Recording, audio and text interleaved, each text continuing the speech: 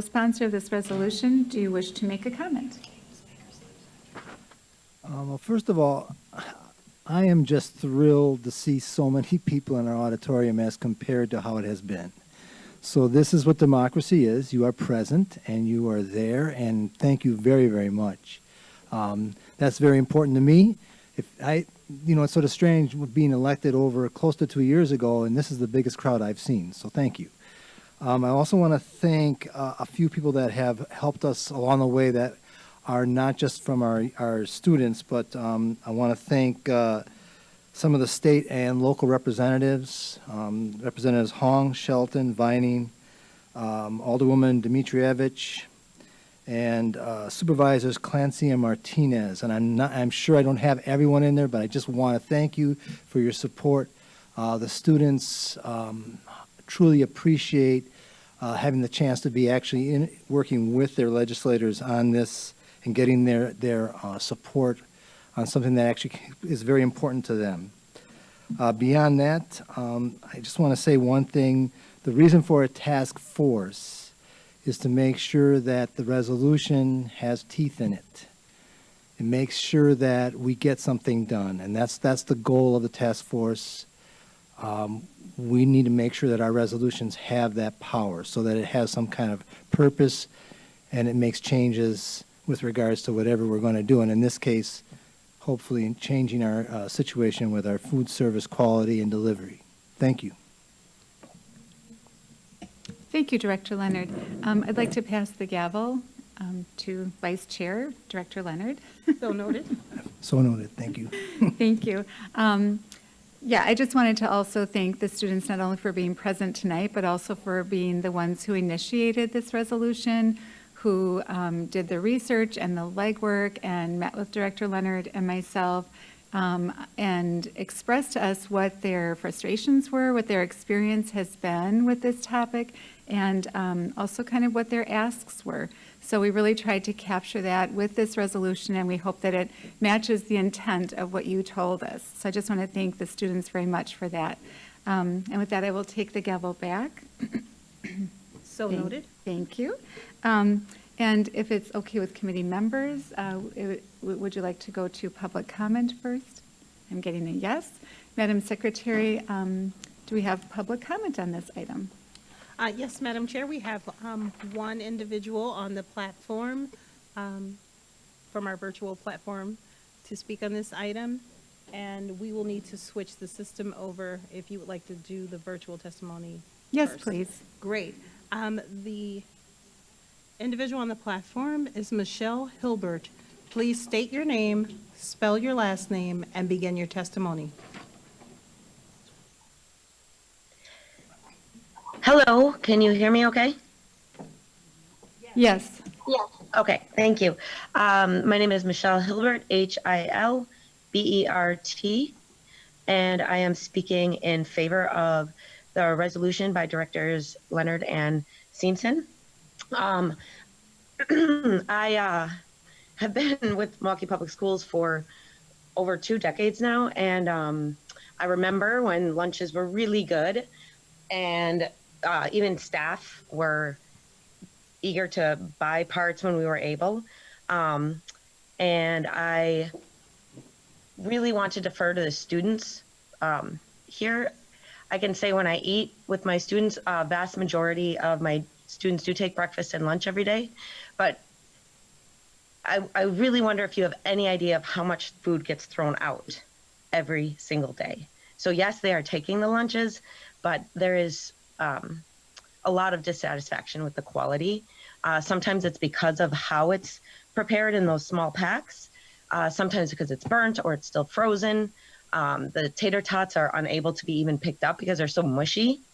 Over 3/4 of my current students say that rarely, never, or only sometimes are they satisfied with the meals. So I really am looking forward to the accountability to the students who are really the people that we're here to serve. Thank you to everybody who is working on this, and I am absolutely in support of it. Thank you. Thank you. And with that, Madam Secretary, we'll move to the speakers who are here in person. Yes, Madam Chair, that does complete the virtual testimony. We do have 14 individuals registered to speak. We have 4 individuals who registered in support of the item but do not wish to speak tonight. Thank you. So we'll start calling speaker slips. I'll call them one at a time. Please come to the podium. And we'll begin. Thank you. We'll begin with our first speaker, Ryan Clancy.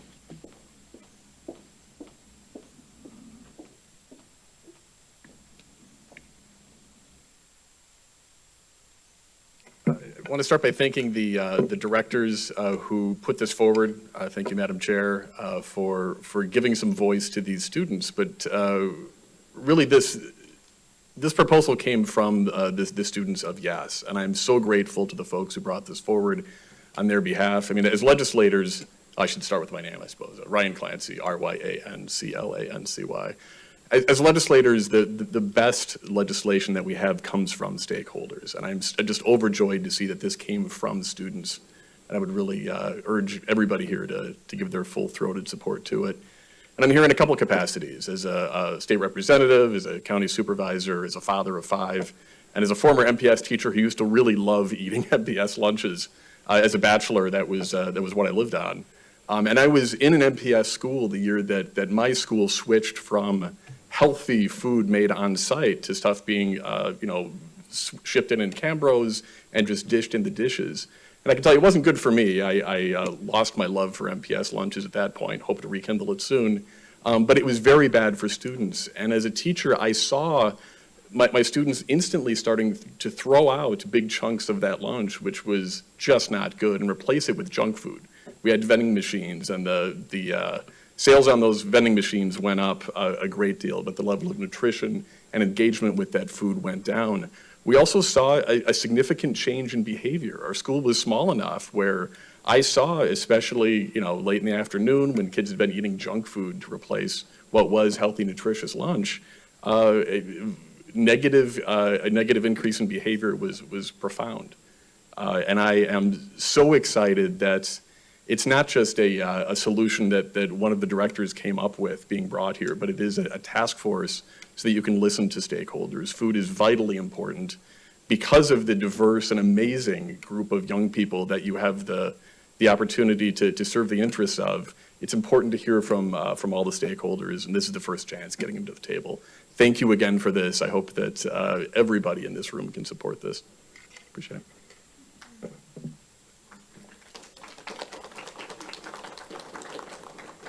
Thank you. Our next speaker is Elizabeth Kosmak.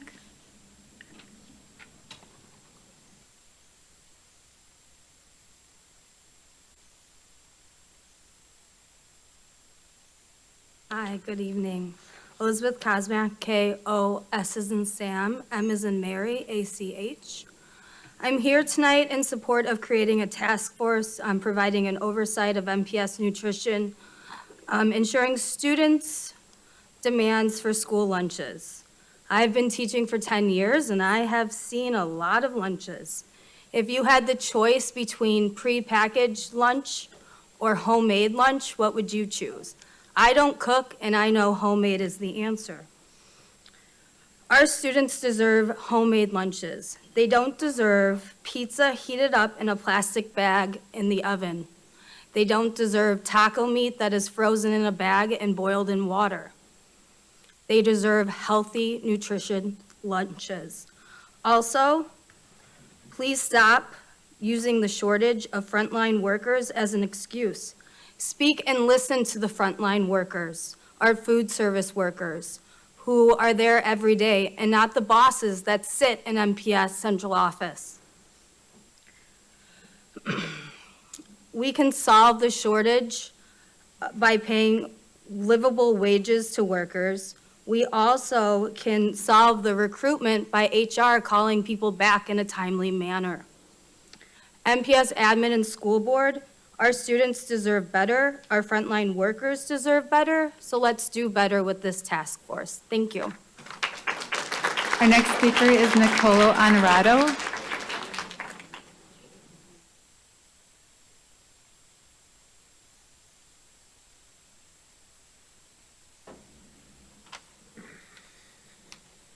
Good evening. Nick Onorato, Onorato. I rise in support of this task force. I have been in MPS for most of my life as a student, a staff member, a parent, and alumni. My earliest memories were walking into Lloyd Street School and smelling the bread being baked in the morning, hot pans of flat, squared slices of pizza, and of course, my enduring love for the MPS chicken patty. Breakfasts and lunches provided me and my classmates with the fuel that we needed to learn and the food that we needed to fill our bellies.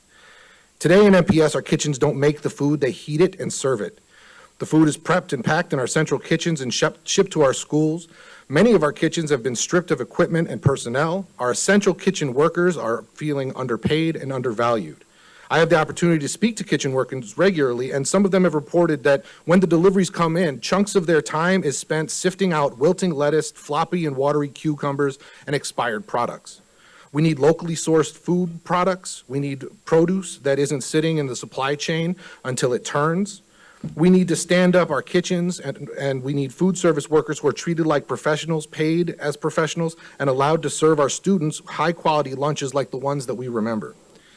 We need options for our students that take into consideration their dietary, religious, and vegetarian and vegan options that are not just Uncrustables and a juice box.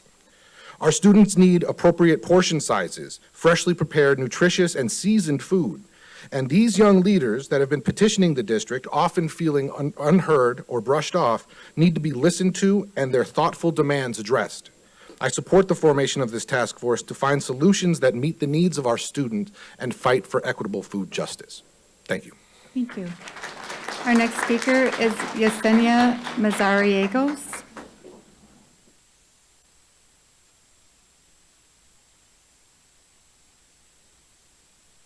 Yesenia Mazariegos, Mazariegos. Hello, I will be speaking on behalf of Supervisor Fabi Maldonado from the 2nd District of Racine County. Dear Milwaukee Board of School Directors, first I want to say hello and Happy New Year to all of my friends on the Milwaukee School Board, and thank you for all of the awesome work you all do. I want everyone to know that the Milwaukee School Board is represented well by nothing but rock stars and representatives who get the job done. I also want to praise the YES staff, Laisha, Trisha, Ari, John, and Alan, for mentoring and working so hard with the YES kids. In my book, you are all superheroes, and I know not all superheroes wear capes, but hopefully today you are. I'm incredibly proud of all of the YES kids for organizing this amazing resolution that will be a game changer for so many children now and for future generations. As someone who has struggled with poor diets during my school years, I wish I could have been a part of something this powerful and inspiring when I was in school. Diabetes, high blood pressure, and heart disease hit communities of color and working class people the hardest. This board tonight has an amazing opportunity to vote for something that will be life-saving and changing, in my opinion. I hope you will all support this resolution in solidarity. Fabi Maldonado. Next speaker is Christine Newman Ortiz.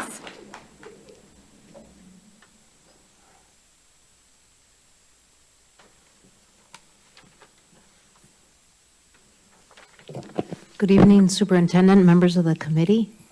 I'm here my name is Christine Newman Ortiz. I'm the Executive Director of Voces de la Frontera, CHRISTINE, NEUMANN-ORTIZ.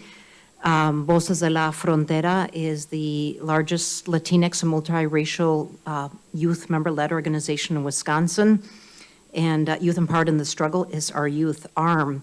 And I'm here officially to support the establishment of the Food Justice Task Force.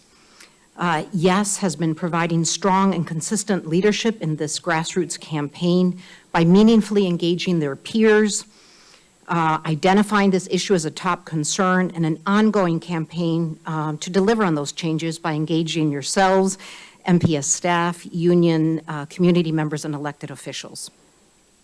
I am hopeful and confident that you will support the creation of this task force and that will result in the changes that so many students seek. We know that a healthy meal is necessary for educational advancement, and all the more so for students who come from low-income families and struggle with food insecurity. A healthy meal also includes access to meals that are culturally appropriate or recognize dietary restrictions. These demands reflect the changing demographics of our schools, and they must be respected as an institution that welcomes all students. Beyond the issue itself, yes, students are building democracy at the local level in their schools at a time when democracy itself is under a historic attack. Yes, students are uniting and building a culture of community ownership in their schools instead of being alienated from their schools or larger society. Yes, students are practicing democracy by uniting and elevating the voices of all students who come from different backgrounds. Voces in our youth arm have fought for years on the front lines to support public schools, from neighborhood canvassing for public school funding referendums to protesting the right of public sector employees for collective bargaining rights when Act 10 was implemented, to winning school policies that welcome and support diverse students and families, such as the Student Bill of Rights and the welcoming resolution that was a form of defense against escalated attacks on immigrants and refugees, to education reforms like in-state tuition and the DREAM Act. We are very confident that you will honor our strong youth leaders by supporting this bottom-up student-led campaign.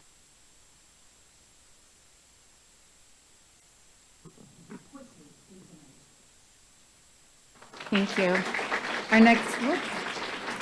next speaker is Abby Mueller.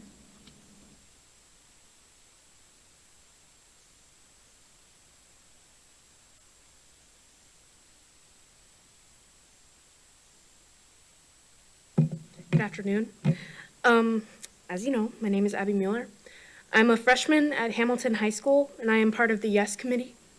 Before you start your testimony, you have to say your name and then spell it as well. I'm so sorry. That's okay. Abby Mueller, M-U-E-L-L-E-R. Let me start over. Sorry. I'm a freshman at Hamilton High School, and I am part of the YES Committee. I've attended MPS since I was 3 years old, and I've witnessed the deterioration of meals, but there's time to fix it. Me and other students have to go home hungry, either because we didn't eat or because the food that we were given isn't filling. It's important to have students share their voices because it's their seat at the dining table, not yours. Thank you. Next speaker is Jeffrey Payne.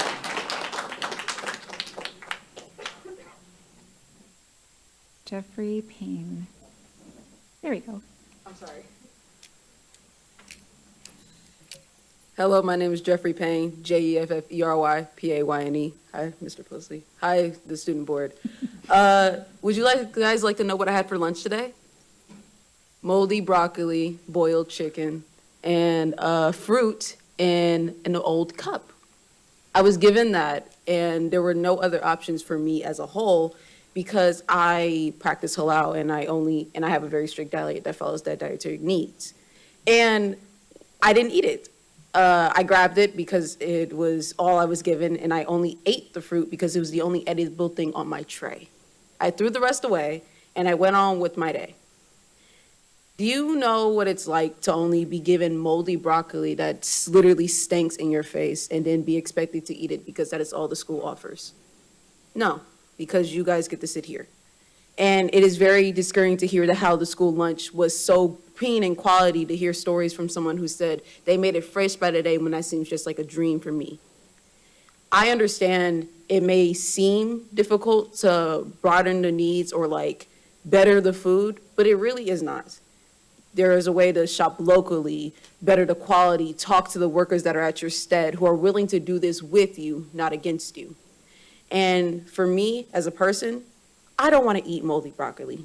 I would like to eat a meal that would sustain me, and better my education, because I'm not going to work on an empty stomach. I'm sure any of you wouldn't want to work on an empty stomach, and if you do, a bit weird. I'm just going to be honest.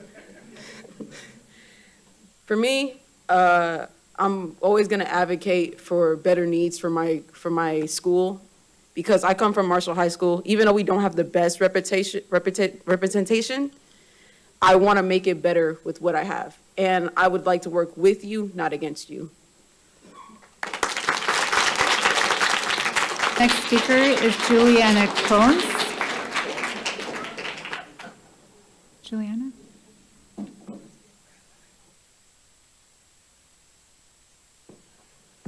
Hi, I'm Juliana Kranz, C-R-O-N-C-E. I'm from Riverside and I'm in 10th grade. First, I want to thank you guys for letting us speak to you about issues we believe are important for the students of MPS. I do have a few issues I want to discuss. 1, the lack of food equality for certain students. 2, the lack of nutrition of the food the students do get. 3, the students who either get the lunch or have no choice but to starve because of the lack of food at home. And finally, 4, the amount of food that gets wasted daily by students and staff. So starting with the lack of food equality for our students. There are not many options for kids that are vegan/vegetarian, and especially Muslim students. When we spoke with the nutrition department, they told us there were too many religions to focus on the accommodations of just one, Islam. I get that there are a lot of different religions, but Milwaukee has a large Muslim population, so why not focus a little bit more attention on them? I think it wouldn't be a hard task to just take a minute and find some safe options that would be good for all of the kids to enjoy. My second topic is the lack of nutrition in our food. When we brought up our concerns to the nutrition department, they were dismissive of our concerns. I know there is a limit on the things we're allowed to be given, but why not make the food at least appetizing so we can get our mix of healthy foods and delicious taste? You can really just throw together a bunch of rocks and twigs, but as long as they meet the standards, they're good enough for our students. Children's appetites vary a lot, so our kids' standards of full off of the things we're fed may not be the same as another, so why make the standard based around the average student that constantly changes? On to my third issue, the kids who have no choice. Milwaukee is one of the poorest districts in the USA, meaning that a lot of children don't have the option to go home and get a meal. School is all they're given. So why make a child starve because they're not allowed to get a lunch because they're either running out or because they can't have it for either dietary reasons or just reasons such as they have ADHD or other things that prevent them from eating certain foods. My fourth issue, the amount of food that gets wasted daily by staff and students. In my school, in the morning, we that plate is filled up almost daily, and it's no better at lunch. I see almost everyone's trays getting thrown away with half full food because no one wants to eat it. The other day, I had one of their boneless chicken patties. It had a bone in it. I didn't realize it until I went home and drank a soda the next day, and it just came bubbling out of my throat. So why do y'all not know the process of which your food is being made, and you're always just giving it to the students who have no clue? I think that with the right knowledge, we can make lunch better for all the students, and I think justice should be served today. Thank you. Our next speaker is Todd Centron. Todd Centron.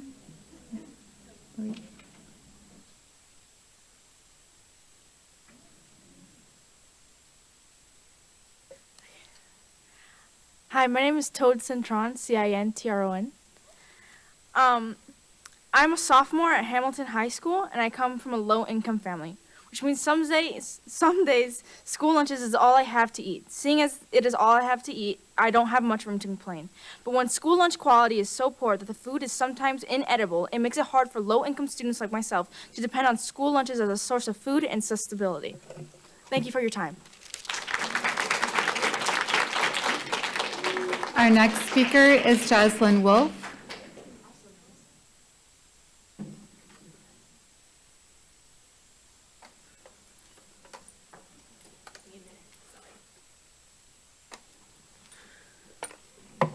Jocelyn Wolf, Josalynn, Wolf, Wolff, as in the animal, the wolf. I think you guys know that. I think the task force is very important. It's very important to everyone here that are students. Muslim students, if they eat against their religion, what good does that do? Or what if they starve because you guys aren't serving them their food that they need for their religion? It's not okay. I think this task force should be put because of that and other reasons, of course. Some students don't get to eat at home.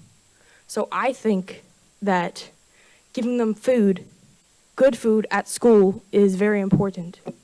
And also, I know I'm talking a lot, sorry, but there are a lot of kids who can't focus in school because they are not giving the right food at lunch. So please put in the task force and fix that. Thank you. Thank you. Our next speaker is William Pickard.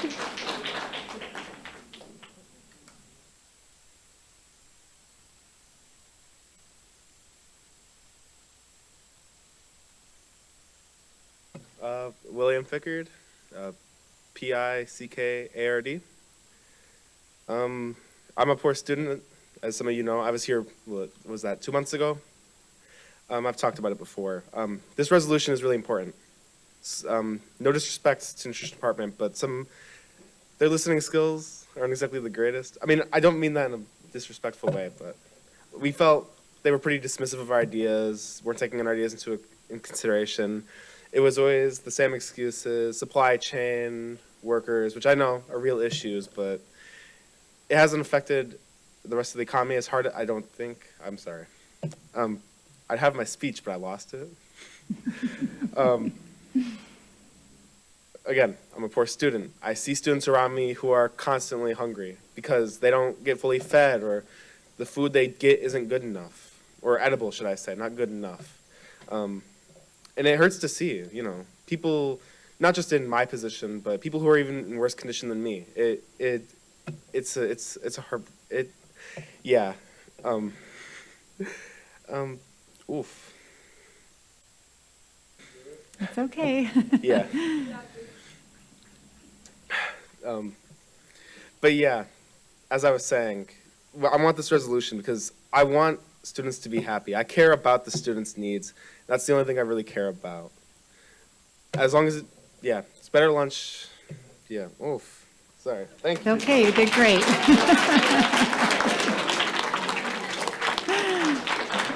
You did great.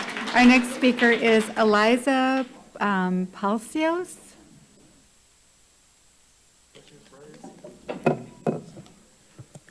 Hi, my name is Eliza Palacios, Elizapalacios. I am a junior at Alexander Hamilton High School. I am a Yes member, actually. Yes needs this task force resolution to be approved because we want student voices at the table and actually heard, where higher-ups actually pay attention to us and make sure our demands are met. I really urge you to support our resolution and approve of it. Thank you. Thank you. Our next speaker is David Eppish. David Eppish.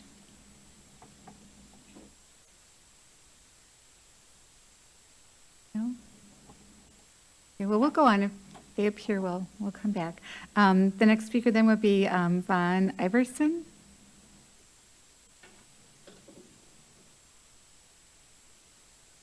Von Iverson. No?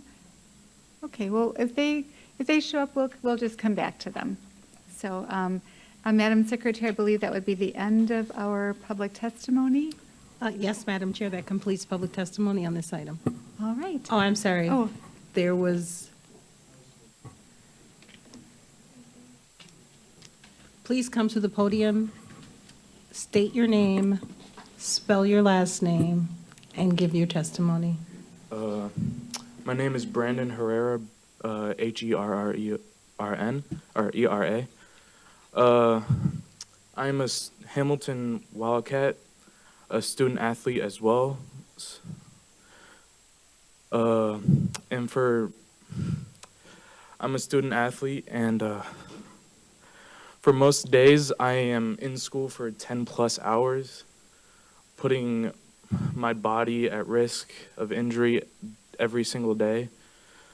My heart and soul on the field and on the mat. And to go to school and then not be able to eat any of the food because it's of low quality and low portion size as well. It's disheartening. going home hungry, and then asking if my dad can bring some home if he has the money. And yeah, that's all I have. Thank you.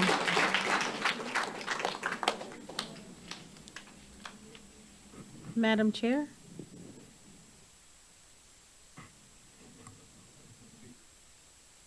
Oh, yep, come on, yes, David Eppish. Thank you.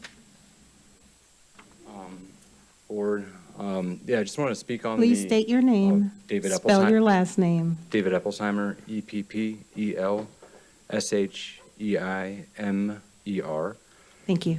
All right. Just want to speak on the proposal here.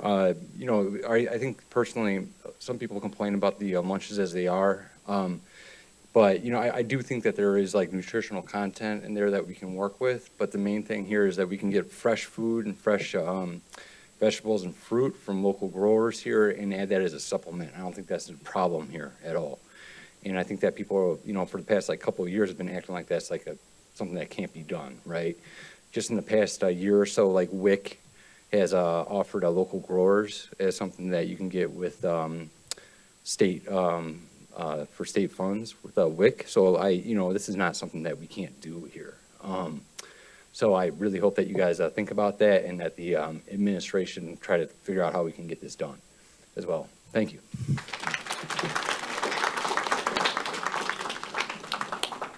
All right, I'd like to thank all the speakers who testified this evening, and for the students, you did a much better job than I ever would have done at your age, and it takes a lot of courage to come out to the podium and speak. So thank you so much for putting yourselves out there and being willing to take that risk. Do committee members wish to make comments or ask questions? Director Gokul-Gandhi. Could the administration talk a little bit about what is being allocated with our ESSER funding to improve some of our nutrition services? Administration? Chair Simpson, Director Gokul-Gandhi, members of the committee, Martha Kreitzman, Chief Financial Officer. In our ESSER funding, we put aside about $12 million for nutrition services. Some of that funding can support their regular operations to ensure that we have the equipment that's needed in the kitchens and to ensure that we can support nutrition services as we need to during this time of the pandemic, because we get reimbursed based on our meals, and with the last couple of years the meals being down due to students not being in person, we have lost our funding base that we had built up in nutrition services. So it was important to put money aside so that we could continue to update equipment in the kitchens. We also put money aside for the food program in general, for breakfast, lunch, and dinners. And in this time of staffing needs, it can be used for recruitment, for having other services as needed to fill in any gaps. We also put money aside for a nutrition center, and that center is being made so that we can have more student voice and have students come and work alongside staff in creating recipes or taste testing, giving input, and also having family engagement at the center so that the parents can come and also give their input.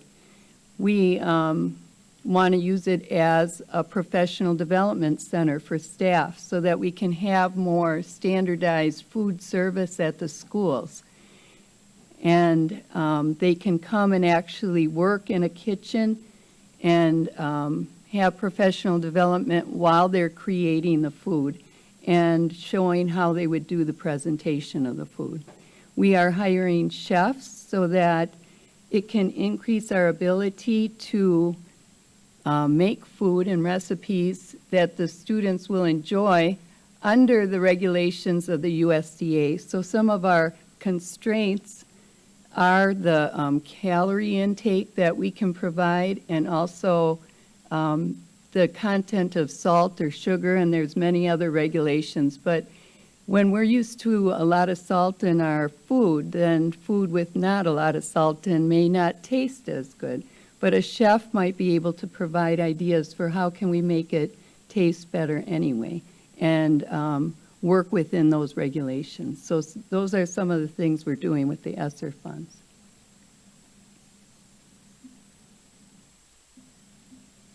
Thanks. I just have one follow-up, Chair Simpson. We heard some of the students talk about the quality of the school lunches, perhaps some time ago. Can you speak a little bit to perhaps what happened to that, or why we experienced a decline in the quality of our school lunches? Chair Simpson, Director Golkangandi, members of the committee, Martha Kreitzman, Chief Financial Officer.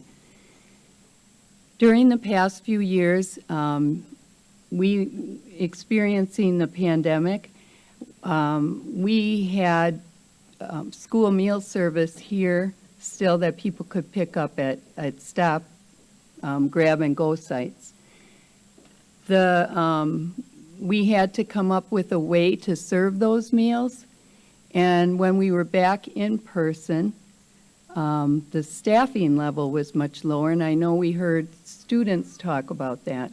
It is very hard to have the production kitchens that we used to have with not as many staff members in the schools. So we continued to provide more centralized pre-pack meals. Some of our schools were pre-pack, but many of them were production kitchens. We have not gotten back to the level of production kitchens, meaning kitchens that cook their own food, as we were pre-pandemic. A nutrition staff is working hard on how can we staff our kitchens to a level that we can do that, and as they increase staffing, they are moving schools back to production kitchens. Thank you. I have two apologies to make. One, John Fleissner, I'm sorry I did not read your handwriting, but you are a speaker and we'd like to get you in next. And also to administration for jumping ahead and not letting you present this item. So we'll go to John Fleissner and then we'll come back to administration to present the item. So sorry about all of that. Hello. I am John Fleissner. Fleissner is Fleissner. I'm a teacher at Hamilton. I teach art. And I'm on the executive board of the Milwaukee Teachers Education Association, representing high school teachers. And I'm also an advisor for the YES students. And what I want to say about the idea for this task force, I think it's essential that we form this task force, because what it really does is give students a seat at the table, but it also really shows that the administration and the board puts forward the political will to address this issue. Because in order to address the issues that we face in MPS, we need to have buy-in for everybody. So, a few years ago, we decided that we needed more art and music in MPS. We identified it as a problem. We took it on. We passed a referendum. Now we're getting more art and music. So we really need the board to use its political power as the political wing of MPS to say, this is what the people are asking for. We're going to take the time to address this issue. We've identified, we all agree that we're going to take this on. Now, I know there are a lot of limitations. The students know there's a lot of limitations. We've heard about the limitations. It's not that the students don't understand the limitations. It's that we have to work together to identify ways around the limitations. We have people from Hunger Task Force. We have Jennifer Gaddis, a professor in Madison who works with Unite here. We have people in Minneapolis that have improved their school lunch program. If we make this task force, we can come up with solutions together with students at the table, but we need to decide together that this is something that the administration is going to make a priority of, because we've done it before. We can do it on this issue. This issue needs to be front and center because that's what students have decided needs to be front and center for them. And it's about dignity. It's not just about like their health and their food, but it's about showing students that we believe in them and that we're going to serve them good food and not make them feel like they're getting kind of like the scraps or the end. So thank you for your commitment to this issue. Let's keep moving forward together and really work on it. A task force can do that, so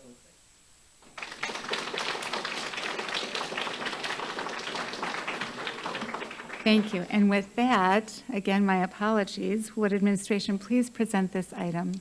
Chair Simpson and members of the committee, Keith Posey, Superintendent of Schools.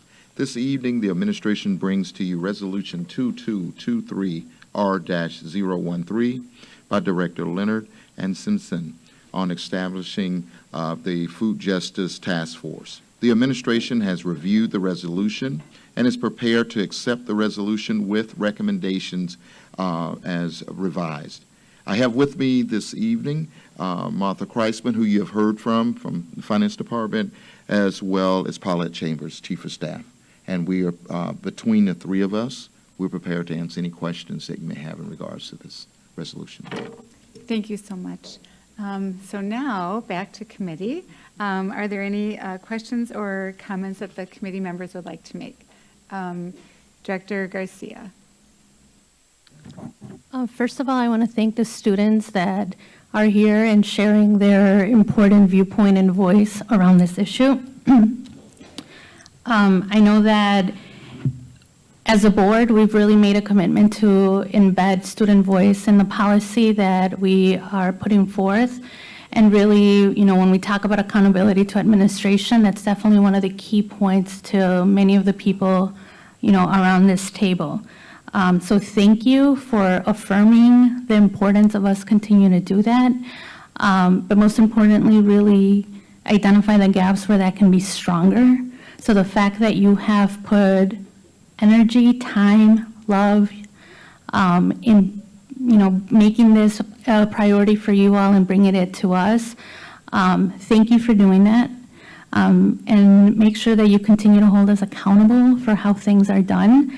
You know, I do want to commend the folks that put this resolution together to be able to, again, center student voice around that, because a lot of the times it can feel that, you know, these demands that are being yelled. I've also seen your cool posters that have been screen printed, so shout out to the art elements on that. But really making sure that, you know, the participation, you know, just as much as this is a passion for you all to see solutions, you know, I think back to when I was a student and I was one of those generations that had great lunch, right? My favorite was the hot ham and cheese with tater tots. But I share this to let you know that we hear you, you know, issues around food quality, making sure that we are a better steward of waste, making sure that we continue to take your voice into account.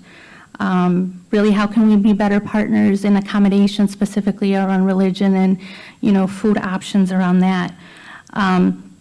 As well as just underscoring the importance that, you know, it's our job to really pass and support inclusive food policies. And I think that this is a very good start of making sure that we have, you know, those thought leaders that not only are experiencing this problem, but that we together can come up with great solutions. So I just want to end by saying and reaffirming that the work that has been taken up by you all about food justice is very much part of racial justice, which is a very important fight for us to be involved with as folks who live in Milwaukee. So thank you. Thank you, Director Garcia. Any other committee members? Director Carr? Thank you. I want to say thank you to all of the brave souls who showed up today and provided testimony. It's one thing to hear from our colleagues or hear from employees, but it's another thing, a very powerful thing to hear from the students who are directly impacted by the policies and practices of the district. So thank you all for showing up and speaking your truth, even when it was uncomfortable. That is one way of holding us accountable. My question for the administration is, I appreciate the task force, and the task force is definitely needed to speak to the urgency. What do we expect children to do in the event that they're in the lunch line and they run out of food, or it's not edible in that moment, and that's their only meal for the day? Can we speak to the urgency and the options in that moment? Because I understand with the task force, this is a process. But to speak to the day-to-day, like if they go to school tomorrow and is in a lunch line and the food runs out or the food is moldy, what do we expect them to do? And what, as a district and a governing board, are we going to do to address that right here, right now? Administration. Chair Simpson, members of the committee, one of the things that I will say to you is that each one of our schools have a building leader, building principal, and they are on staff all day, every day, or someone in their stead. And if there is a situation, there's individuals that are supervising the cafeteria, that is to be reported to the cafeteria staff, the cook manager, as well as administration right away, and we will address any of those concerns that may arise during a school day. We do not want students to go without eating. And we will do everything that we possibly can to make sure that a child is provided a lunch. So please address those issues with staff there. Staff is prepared and ready to make decisions at moment notice. For using your voice to speak out. Director Carr, follow-up? I hope everyone heard that loud and clear.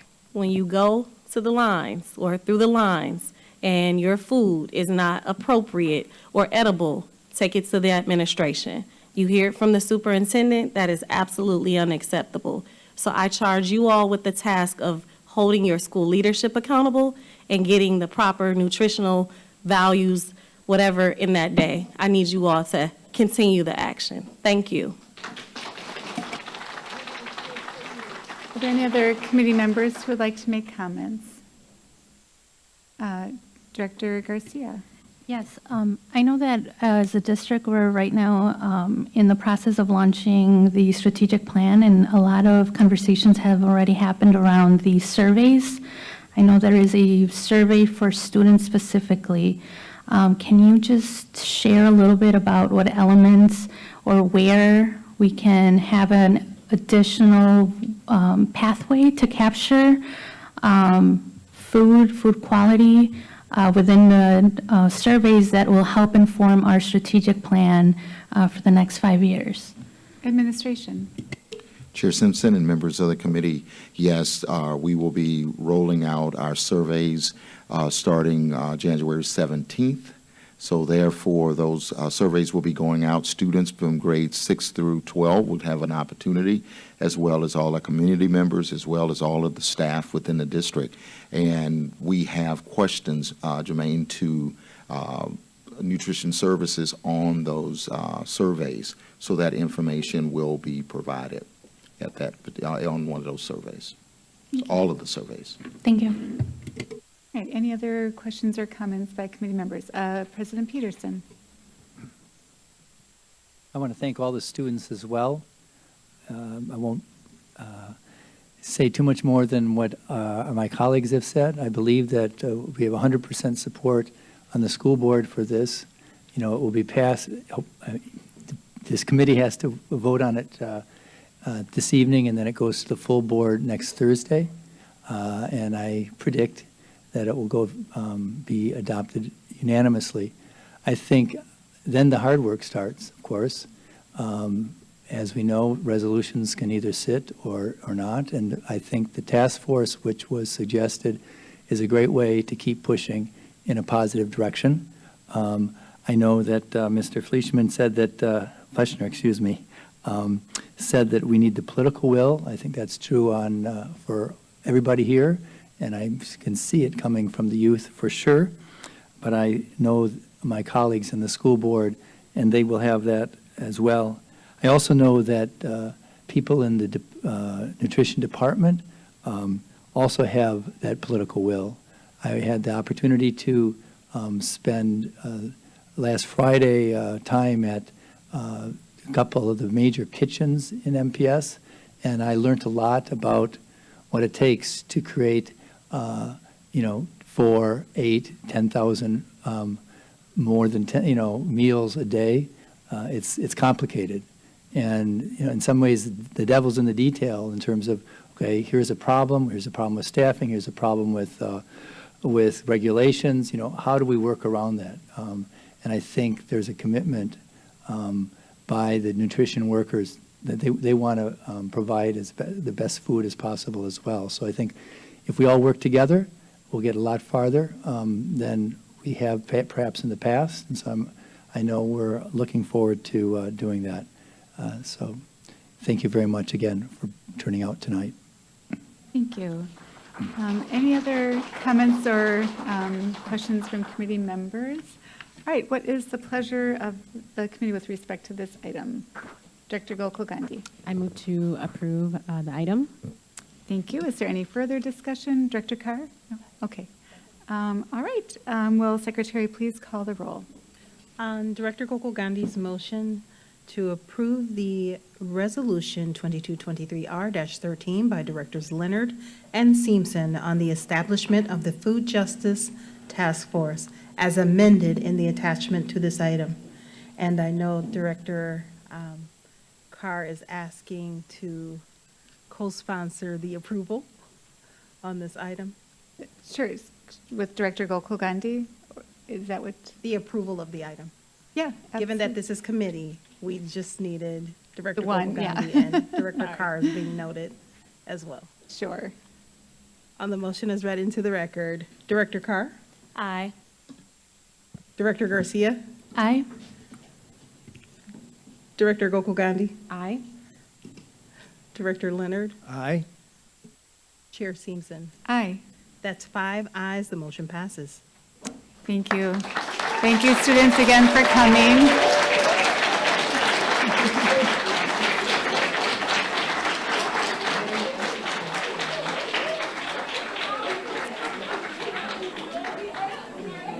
Thank you very much. Madam Secretary, we'll just take a minute while we clear the auditorium or have a moment of celebration to settle down. Okay, so, Madam Chair, would you like to call a brief recess to allow the students to exit the auditorium? Yes. So noted.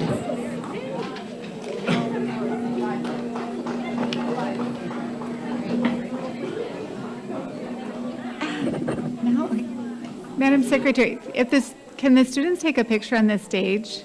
Madam Secretary, she's just.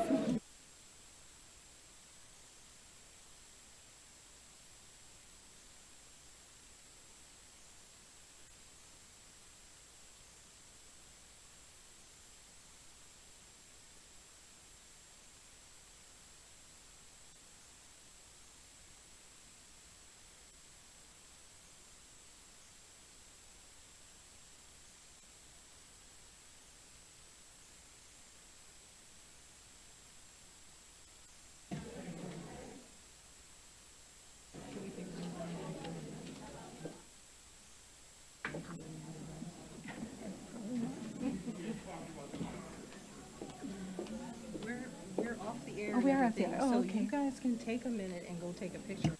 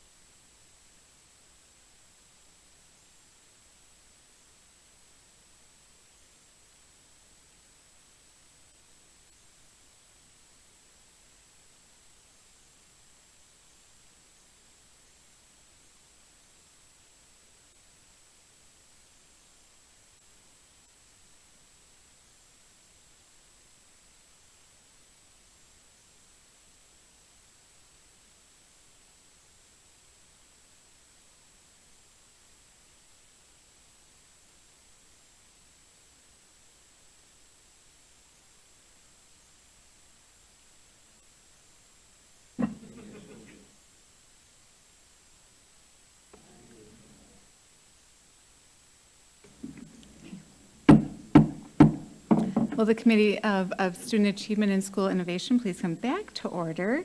And we will continue with our agenda this evening. Madam Secretary, next item, please. The next item is item number 2, which is a report with possible action on the Resolution 2122R-7 regarding a charter school evaluation. This is an informational item, and although it has been noticed for possible action, no action is required. Would administration please present this item? Chair Simpson and members of the committee, this evening the administration brings to you the report on Resolution 2122R-007 on charter school evaluation. I have with me Bridget Schock, Director of Contracted School Services, to present this report, and joining with us this evening is Dr. Bradley Carl, as well as Mr. Daniel Milan from the Wisconsin Center of Education Research. Following the presentation, we'll be happy to answer any questions that you may have. I also want to add that this was a joint partnership with OAE, as well as the Office of Board Governance through this process, and all three offices work together in this process. Bridget? Good evening, Chair Simpson, members of the committee, Bridget Schock, Director of Contracted School Services. We are excited to present this report to you tonight, the charter school evaluation that was resulted from the resolution 2122R-007. So with me, I'm going to turn this over to Dr. Brad Carl and Dan Merlin to present this item and highlight any key findings and next steps. And I'll turn it over to you, Brad. Thank you, Bridget. Chair Simpson, Dr. Posey, members of the board. Brad Carl, I'm a research scientist at the Wisconsin Center for Education Research, which is part of the School of Education at UW-Madison. My colleague Dan Marlin is here with me as well. He is a researcher at WCER. Thank you for the opportunity to discuss our report with you this evening. Thanks as well to Bridget and to Matt Chasen, to Dr. Mann for your review of our scope of work way back when, and for your comments on the drafts of our report. Appreciate that. Thank you as well to school leaders in the district's instrumentality and non-instrumentality charters who are not with us this evening, I think, but we thank them for making themselves available to talk to and gather the kind of data we needed to write the report. So tonight, what we're going to do for just a couple minutes here, we're going to run through a short presentation that describes our study. We'll talk about the evaluation questions that the report is set up to answer. We'll talk a little bit about the data sources, key findings, and close with a few recommendations, and then would be happy to take any questions from the board. Okay, so just by way of quick background, as Bridget mentioned, in June of 2021, the board approved resolution which authorized an evaluation of charter school effectiveness and the impacts of charters on MPS. This was a follow-up to a resolution from more than 10 years prior, which commissioned a report that I was part of writing, and we presented to the board in 2010, examining selected aspects of MPS's charter school operations. So following an RFP process, we developed a scope of work, and we, in collaboration with the Department of Contracted School Services and the Offices of Board Governance and Accountability and Efficiency, and went forward with our report after approving the scope of work. So I won't go over this in a lot of detail, but here you can see on this particular slide and in the report, here are the evaluation questions which the report is set up to address. There are a couple of things to highlight here. The first question is about the authorizing and approval practices that the district uses. You'll hear in a minute that a large part of our report involved comparing what MPS does to selected other charter authorizers.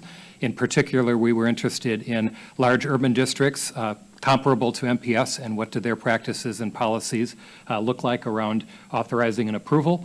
Then we looked at their processes for renewing and reviewing charters when those come up. Then the third question that we addressed was about outcomes, or key similarities and differences between the MPS authorized charters and some of the practices that other authorizers use.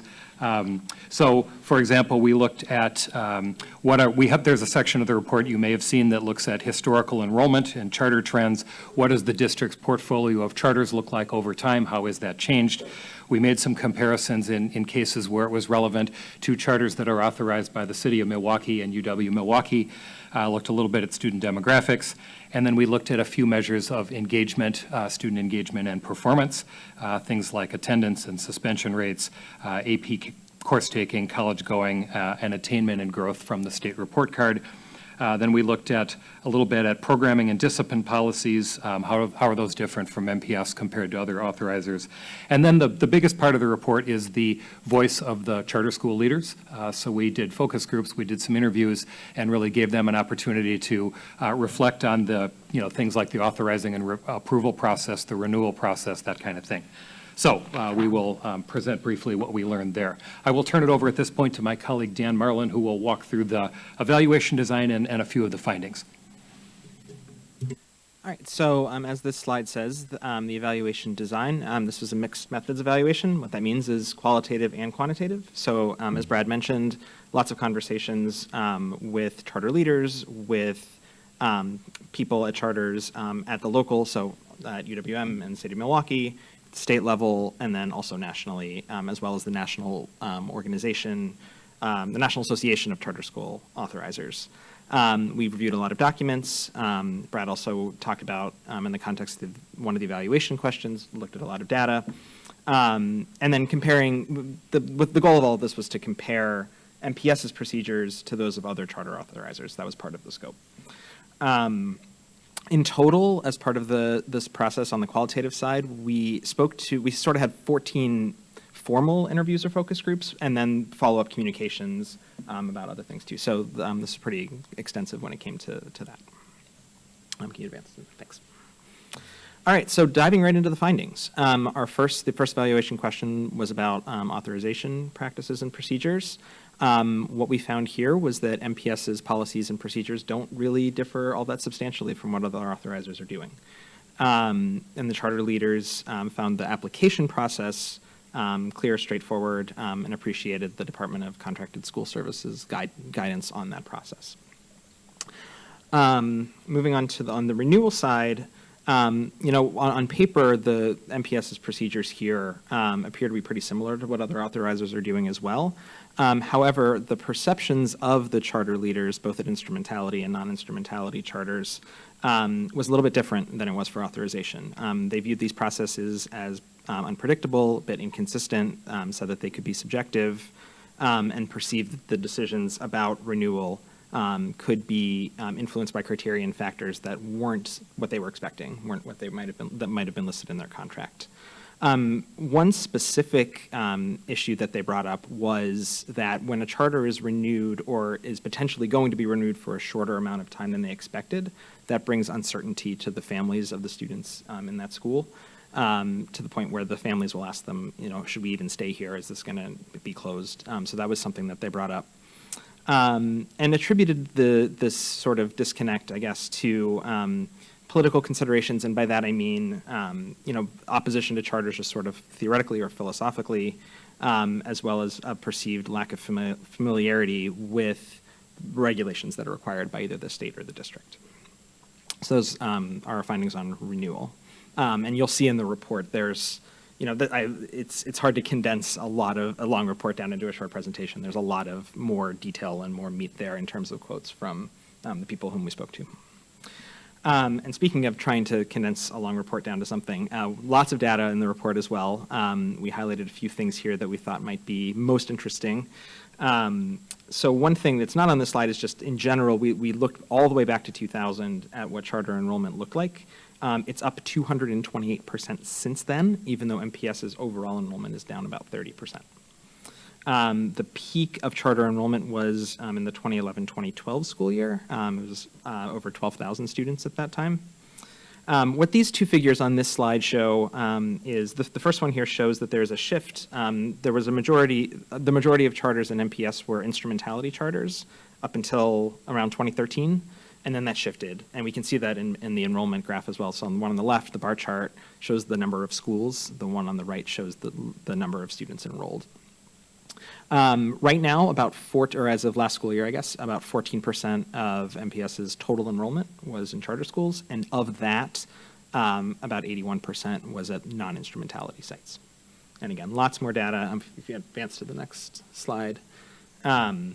This is other data that we had presented in the report. Again, it would have been a bit too long to put into this presentation, but we looked at charter sites and enrollment by authorizer. That would be Milwaukee, the MPS, City of Milwaukee, and UWM. Grade spans, educational models, those are things, models like community schools, Montessori schools, schools focused on personalized learning or STEM, for example. Student demographics, and then student outcomes on the right side of the slide here, attendance, behavior, advanced course taking, post-secondary enrollment, attainment, growth, proficiency on the forward exam. The findings here, so it's important to point out at this point that this was a descriptive study in terms of data. It wasn't some methodologically rigorous analytic approach. So we can't make any causal claims about what we see. We can look at the figures and see that, you know, maybe the charter schools are performing a little bit higher than the traditional schools, but we can't say that that's because they're charter schools or anything like that. And in fact, and this other studies have found this as well, there's more differences within school type, so within traditional schools, within non-instrumentality charters, for example, than there are across in terms of student outcomes. Another evaluation question was on programming and discipline. Other authorizers in our study of them showed that they tend to give pretty wide latitude to charters to choose what sort of programming they offer. But discipline is a little bit less consistent across the other authorizers we talked to. Again, here there's a perception from our conversations with the non-instrumentality leaders in Milwaukee that the sites are lower priority for at least some types of MPS programs. We can get more specific about that if you have any questions about what that means. And on the discipline side, again, it's sort of some charters are fine, totally comfortable using the MPS Code of Conduct. Others have developed their own guidelines there. So again, that kind of tracks with the national picture that we found where there's a divergence when it comes to following the authorizer's Code of Conduct or disciplinary policies or developing their own. One thing I know I remember us talking a lot about this when we were developing the scope, was about the services that the district provides to charters. So this was a big focus of our conversations with other authorizers as well. One thing we found that authorizers tend to focus less on services and really more on the authorization and renewal process. So Brad, when we get to the recommendation section at the end, we'll talk a little bit more about what that might mean for MPS. Another comment here that the perception of non-instrumentality leaders is that they receive lower priority from the district in terms of things like repairs or IT services or food services. This was actually one of the concerns that came out more so than others when we talked to them. And again, you know, there's a lot more detail in the full report about various more specific services, facilities, maintenance, governance, transportation, technology, professional development, services for students classified as special ed or English learners, support for either new schools or schools that are closing. And we provide several examples within the report of what other authorizers do with those in terms of those services. I will say that when we spoke to the National Association, one thing that they directed us to in particular, and again, it's referenced in the report, is that Atlanta actually has like a menu of services that charter schools can look at and purchase from the district. So that's one thing that they highlighted that we also mentioned in the report that the board might find interesting or the committee might find interesting. A specific question that we got after we sort of circulated our first draft of this report was what other authorizers do in terms of co-location of charter schools and traditional schools. You know, in an age of declining public school enrollment, you have buildings that sit open, and it might make certain financial or logistical sense to combine schools into one building. So we asked we followed up with a few of the national districts that we had talked to, or authorizers that we had talked to before, and asked a couple of questions. You know, do they co-locate? If so, how frequently does that happen? What are the successes and challenges associated with that? Have they done any studies or reports on how that works? A couple of examples here. Denver Public Schools actually has a team that works with co-located schools, and I saw some of the documents that they have, and it's literally like a color-coded document where it's, this is the charter school, this is the traditional school, these are the rooms you get, these are the rooms you get, and don't try to take a room from somebody else that you're not supposed to. So that was one conversation we had. Chicago, we spoke to them. They're developing guidelines for shared facilities. One thing that they ran into was that they had facilities where a charter and a traditional school were basically told you were going to combine without getting much input from them. And so there's trying to develop a sort of set of recommendations for how to do that better and get that buy-in. And they're using a plan that New York City has for their co-location. So again, all of this is in the report, but that's what we found when we looked into that a little bit further. We also did a study a couple years back, and I might have to defer to Brad to this one because I wasn't on the team that did this one, but with the co-location in Milwaukee with Carmen Southeast and Pulaski. I don't know if you want to weigh in on that. Sure, thanks, Dan. We did do a report a few years ago at the request of the district, looking specifically at the Carmen-Pulaski co-location experiment, if that's the right word for it. It's, we do have a summary, a little summary of that study in this particular report. I will say that the general finding, and I will caveat that that was a couple years ago, so, things maybe have changed and developed in a little different direction. Some of that may look a little different, I believe that was pre-COVID. So things may have changed a bit, but I think that it's safe to say that the general finding was that the goals that had been set forth for the co-location at Carmen-Pulaski was Carmen Southeast and Pulaski. It was a little hard to find a lot of evidence that those goals had been met. So there were ambitious goals in the proposal around things like shared enrollment and teacher professional learning and things like that. And there were a set of logistical challenges that had made that challenging, at least at that time. So we highlight that here again, just from the standpoint that we were asked to speak a little bit to co-location and how have other districts handled this, given that this challenge seems likely to continue here in Milwaukee, as Dan indicated, as it has in other places, around some kinds of schools looking for more space and other kinds of schools that are facing declining enrollment and things like that. Yep, thanks. All right, and lastly, the last set of findings here are benefits and challenges of being a charter school. There was a lot of discussion among the the charter leaders we spoke to around the service fees. And whether they feel that they're getting, they're paying this fee, whether they feel like they're getting what they feel like they're paying for in terms of services, again, related to the services that I spoke about before. The performance metrics, there's a general expectation that for a charter to continue to exist, they should outperform the MPS average. And charter leaders said, well, that's fine, that's all well and good, but we actually look at other things. And so they feel like there are certain places where they might be overperforming that aren't being recognized. They spoke a lot about the trade-offs of charter status. So, for example, this first bullet, compared to other types of charters or authorizers, this is basically instrumentality charter leaders like being instrumentality charter leaders and non-instrumentality like being non-instrumentality. And they spoke to some of the reasons why that was the case. Again, facilities and services. Autonomy and governance, they appreciate the flexibility in a lot of cases, especially the non-instrumentality schools.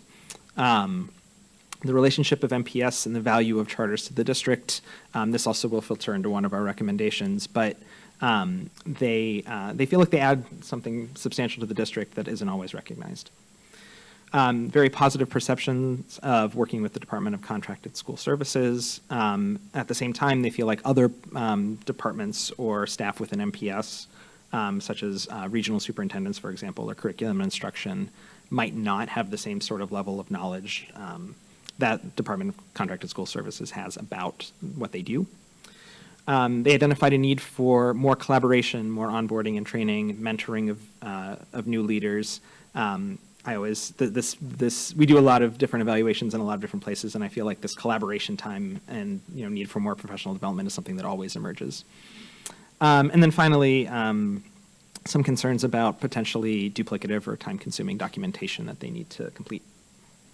And so I'll pass it back to Brad one more time to talk about both our recommendations and recommendations we heard from the leaders we spoke to.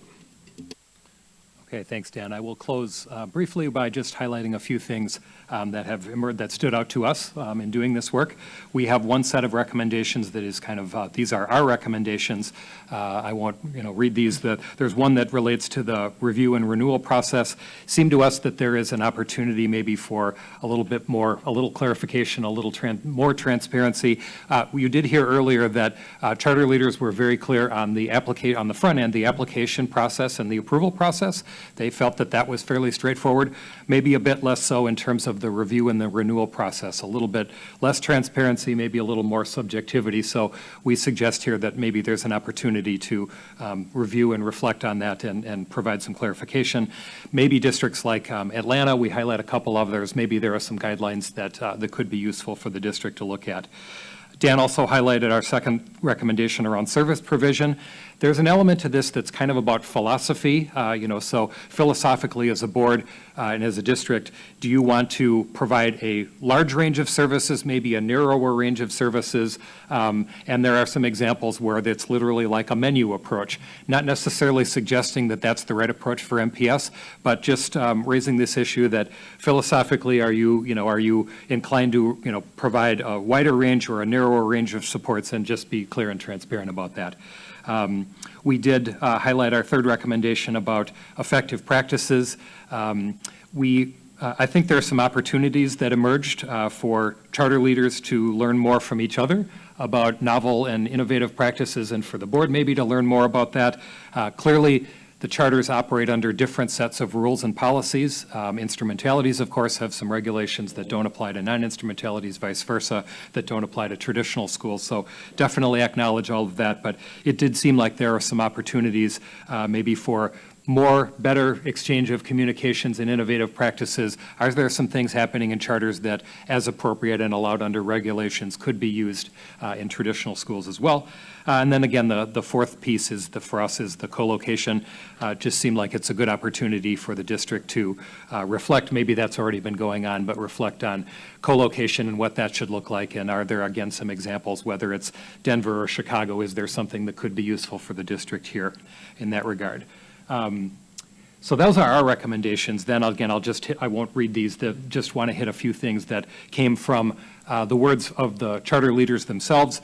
For the instrumentality leaders, we think there's some opportunities for, and they recommended some more training, some more networking, more mentoring. That would include things like an informal mentoring network for instrumentality leaders where they could learn from each other, maybe an onboarding program for new leaders. We heard that several times.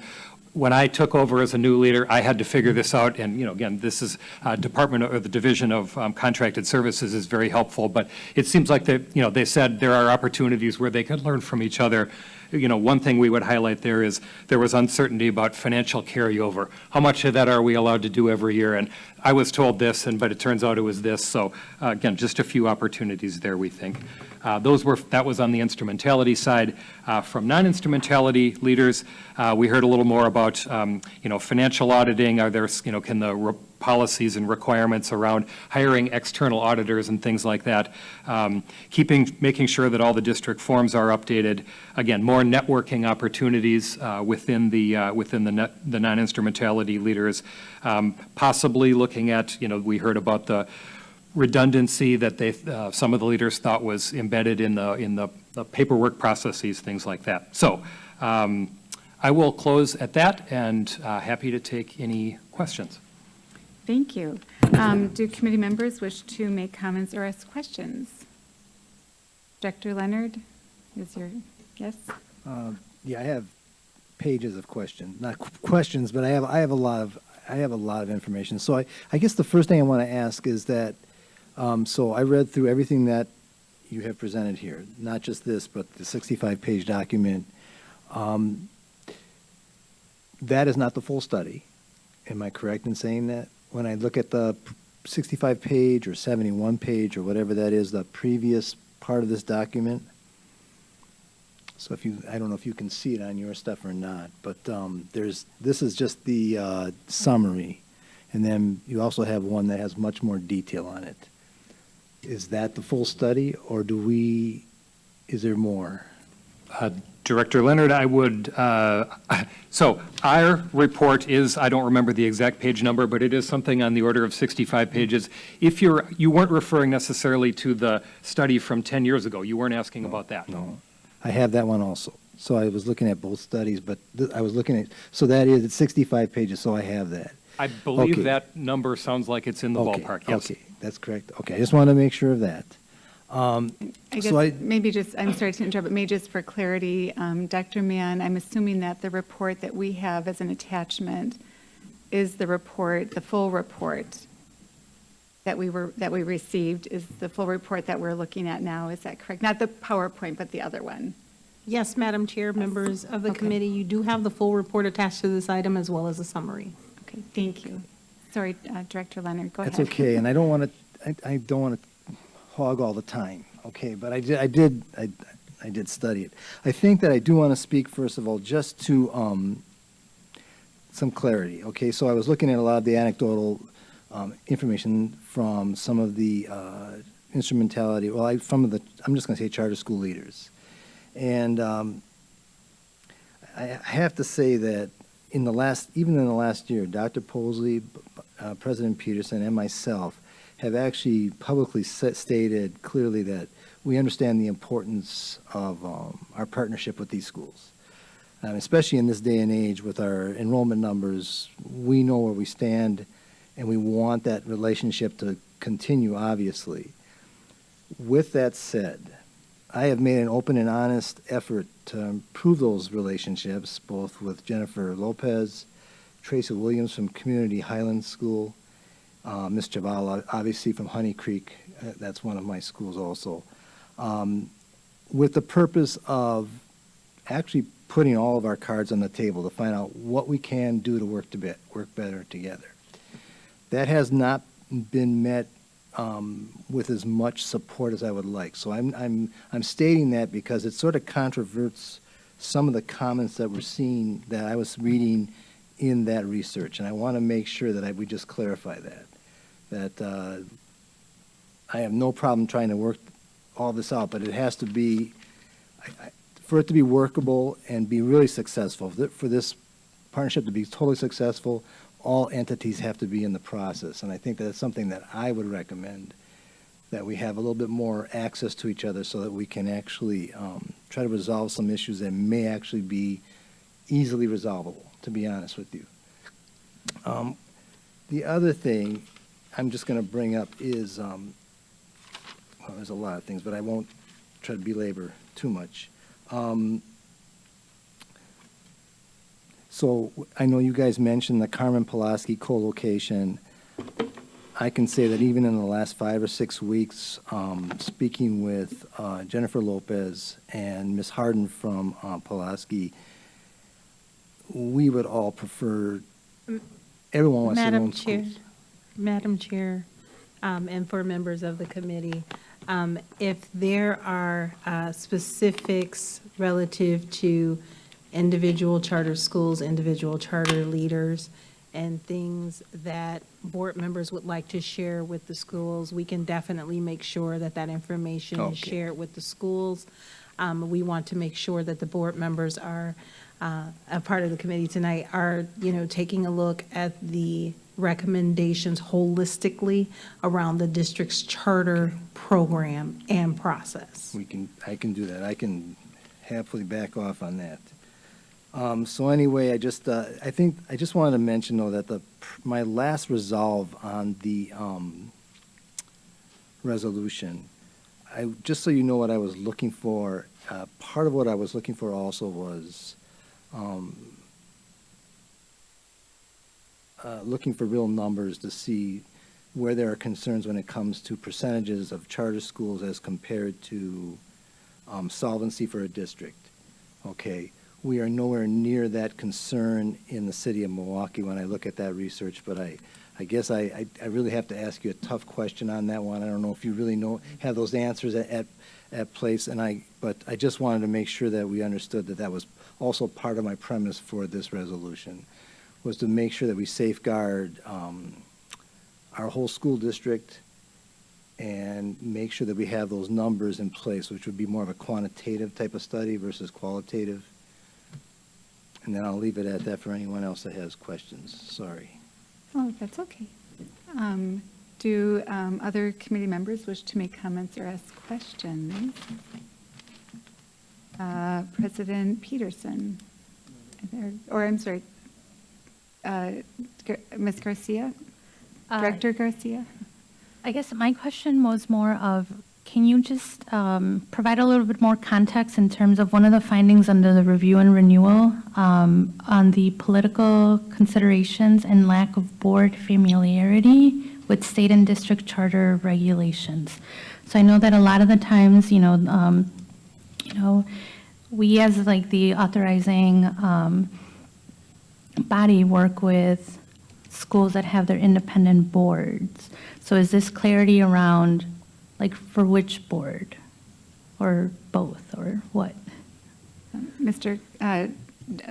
Carl?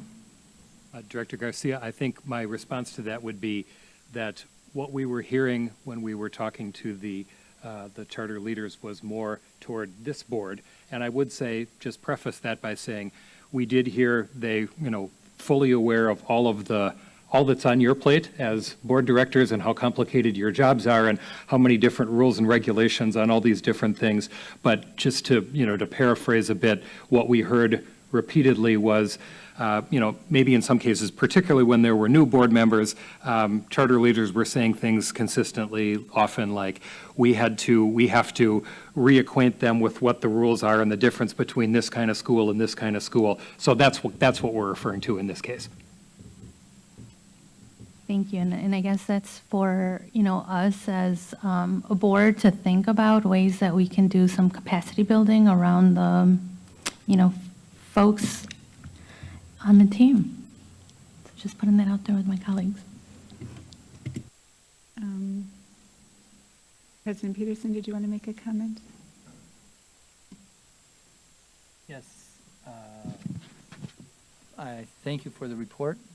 Thank you. I think, am I on? Yes. I had just a couple of questions, very specific. Do you have a sense of why there was such a decline in instrumentality charter schools in 2008? And was it all connected to the small schools movement and that failure from the richest man in the world? President Peterson, appreciate the question. My quick reaction is thinking back to my institutional memory of, what was going on. That, I think, is, at a large part of the explanation, my recollection, and I did some work with MPS around that time, that there had been a set of smaller schools that had been launched. Some of them were under the charter banner, some of them were traditional schools, that I want to say that was around 2004, 2005. I think there might have been a Gates Foundation grant of some sort, you may remember. And so I do think, my sense is that, as we might have expected, and I think this would not be inconsistent with what happened in other cities around the country that had similar grants, that were taking the large traditional high schools and breaking them up into smaller theme-based academies. I think the research does suggest that a lot of those ultimately did close, sometime maybe roughly 3 or 4 years downstream. So I think you're probably right about that, although I would want to check that to be sure. Thank you. Madam Chair? Yes, Madam Secretary. Members of the committee and Director Peterson, just to add to that information, that is correct. The district did launch a lot of instrumentality charter schools as small schools within the larger high schools. But when that grant period ended, or during time for renewal, is when those decisions were made, rather to keep the school operational as an instrumentality charter school, or understanding the need to continue to be charter. That was a big educational aspect of understanding, helping charter school leaders to understand those autonomies that they needed to operate the small school. And we do still have a couple of small schools that continue down that path, but not as charters. Thank you. President Peterson? Yeah. If I'm not mistaken, Milwaukee might have been the first city in the nation that was the authorized as, become an authorizer. Do you know other cities, the city government versus the local district, school district, other cities where the city council members are the authorizers instead of school board members? Dr. Caro? Or Mr. Marlin? So, President Peterson, good question. I think the first thing that came to my mind as you were asking that question, Chicago has a little bit of that, right? Because if you think about like in a one-off kind of way, the mayor appoints the director of, so if you wanted to think about it that way, but not immediately right offhand, can I think of an example where of another city that has the same kind of charter setup where the city council is in charge, through a director that is appointed by the city, not right offhand. President Peterson. And that's one of the reasons I think we as a board should encourage city government to have their charters considered being authorized by us. But the last thing I'll just say is I think as a board, we also do have to look at our renewal process. In the last several years, there's been some disputes of should it be a 3-year or 5-year renewal, and I know what you point out in your report, I think is true, that if they don't get a 5-year renewal, parents can start thinking, well, why didn't we? Maybe I should go to another school. Now, I'm not saying all schools deserve a 5-year renewal, but if they meet the criteria that we've set, then it makes sense, and so I think we just have to look at that and be a little clearer on what our policy is on that. Thank you. Thank you. I'd like to pass or did you have a comment that you'd like to? Director Peterson and members of the committee, I just wanted to add, in our report, I don't know if you had a chance to look through it. The authorizers we spoke to all do have different terms of renewal, so that might be something that the board might be interested in looking more into. Sometimes some are shorter than 3, some are longer than 3. So there are various different approaches out there in terms of renewal terms. And I would just add to that quickly, I remember one of the authorizers I talked to was Central Michigan University. They oversee charters all around the state, including a number of them in Detroit. They have a 10-year renewal. I'm not suggesting that would work here.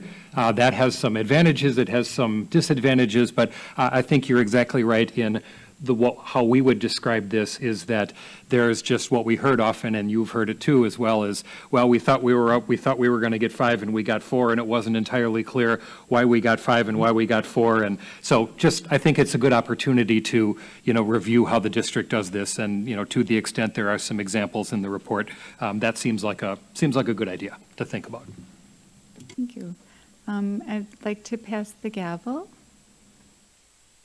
Thank So you. noted. Thank you, Director Leonard.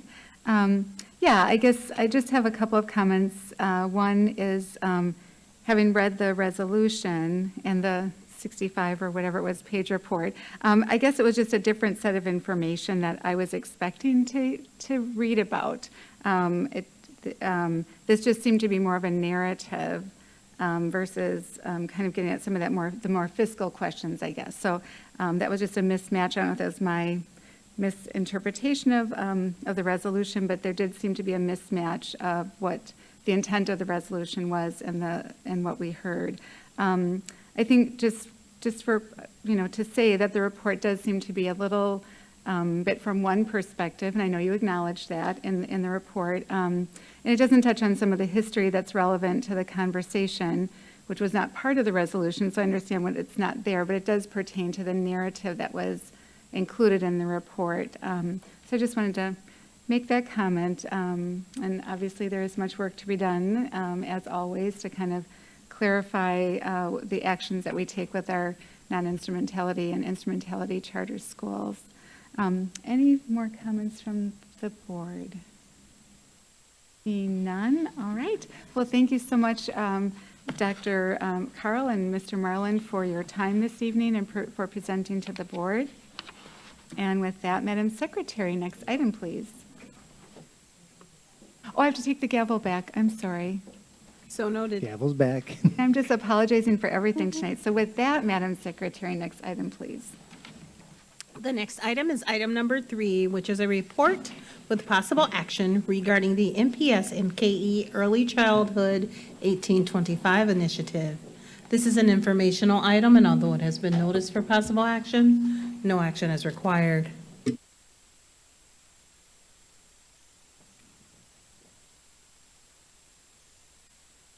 Would administration please present this item? Chair Simpson and members of the committee, our MPS MKE Early Childhood Initiative presentation this evening will include the Early Childhood 1825 initiative, focusing on the goals and completed current and future work as well as next steps. This evening, Chrissy Washington, Manager of Early Childhood Learning, is here to present the report, and after which we'll be happy to answer any questions that you may have. Chrissy. Good evening.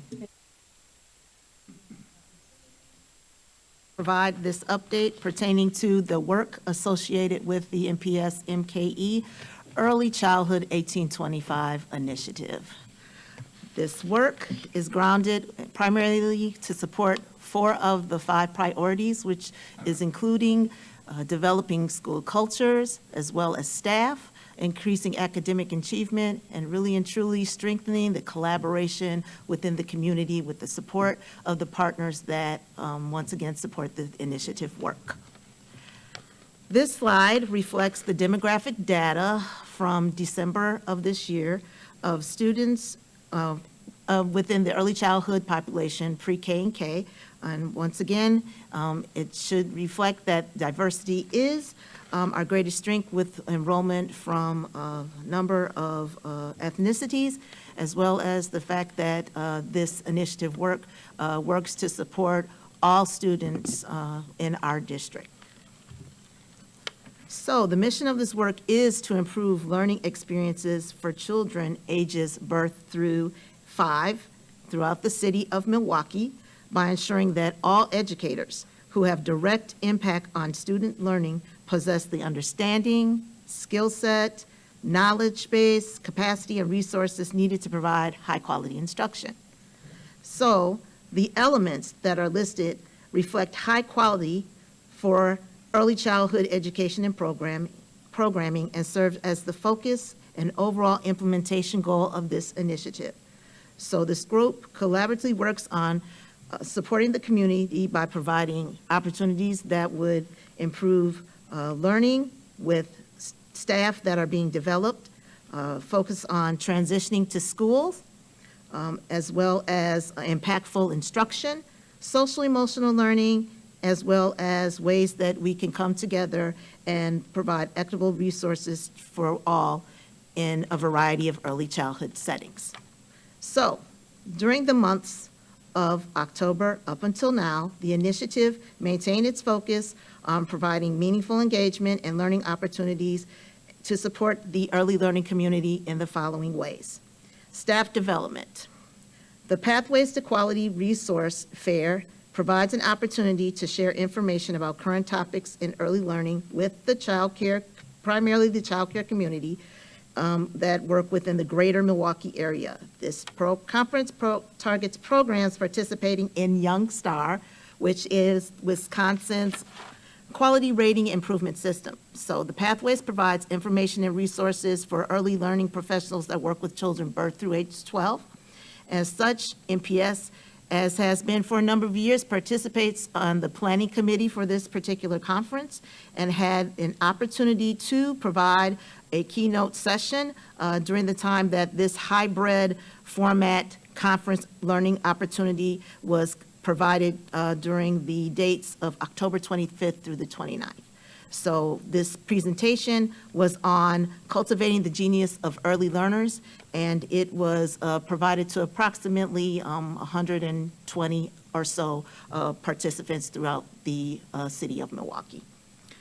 In regards to resources, we've continued to work with our Bridges to School MKE partnership And so that is to increase the number of children attending, thriving, and succeeding in Milwaukee community schools, specifically Browning, Longfellow, and West Side. And during this phase of implementation, additional outreach in collaboration with the coordinator was provided to the early childhood providers in the geographic areas surrounding the 3 community schools, as well as additional information was provided to educators about upcoming events as well as school transition. As the middle column shows, there's a lovely picture, which is actually of our pop spots, which are one of many of the 3 interactive learning stations that was done in collaboration with Milwaukee County, as well as the Office of Early Childhood Initiatives. And as the picture shows, it shows some kids engaging within the pop spot, which actually the one that is supported by our initiative is, one of them is right outside of this particular central services building, right on 55th and Valete. We've also had an opportunity to provide additional information via the early childhood, MPS, early childhood portion of the portal. And once again, there have been some winter resources provided to those who visit that particular aspect of the website, and as well as provided information about upcoming learning opportunities. Once again, we will have focused on instruction by having our MPS be represented actually on a state level at the 4K Leadership Forum. It was an invitation extended to MPS from the Early Childhood Department of Public Instruction, and that provided an opportunity to share information with this particular network.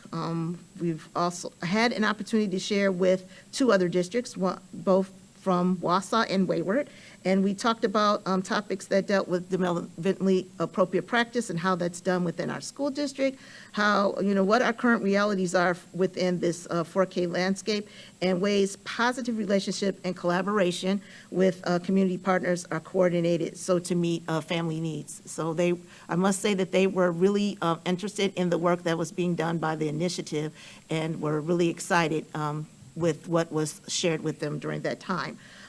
Also to provide additional support in the area of social and emotional well-being, the How We Feel app was shared with the early childhood community, and this app is designed to help users identify and track their emotions, learn what causes them, discover helpful regulation strategies, and identify patterns.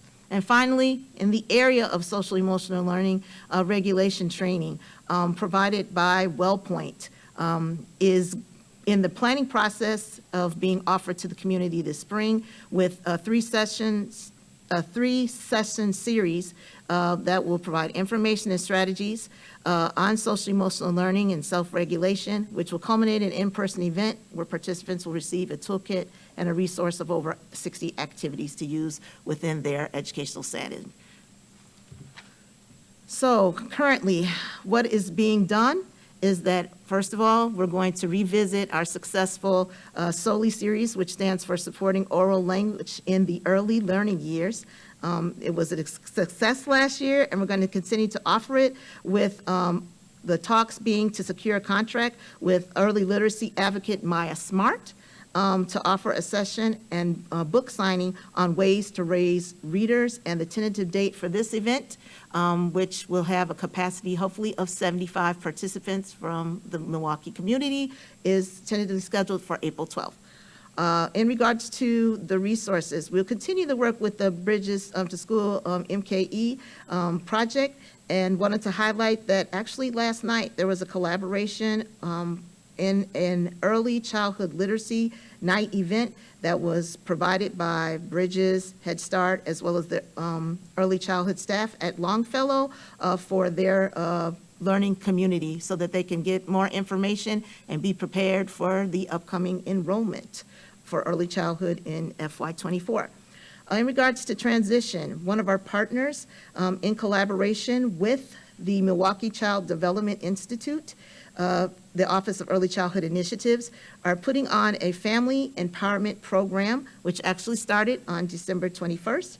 So this has been shared as information, a learning opportunity for parents and caregivers, as well as leaders and advocates for families, and we are attending those sessions as we speak. In regards to instruction, pleased to continue the work with the CTSI or CAN network, which is out of the medical college, and that offers opportunities for us to share information on brain development and how to support it with the Vroom app. But I'm excited to also share that currently we have continued our conversation after they've provided a Mind in the Making training series, which is on the 7 essential life skills, which would support regulation, which is a training that's provided to families.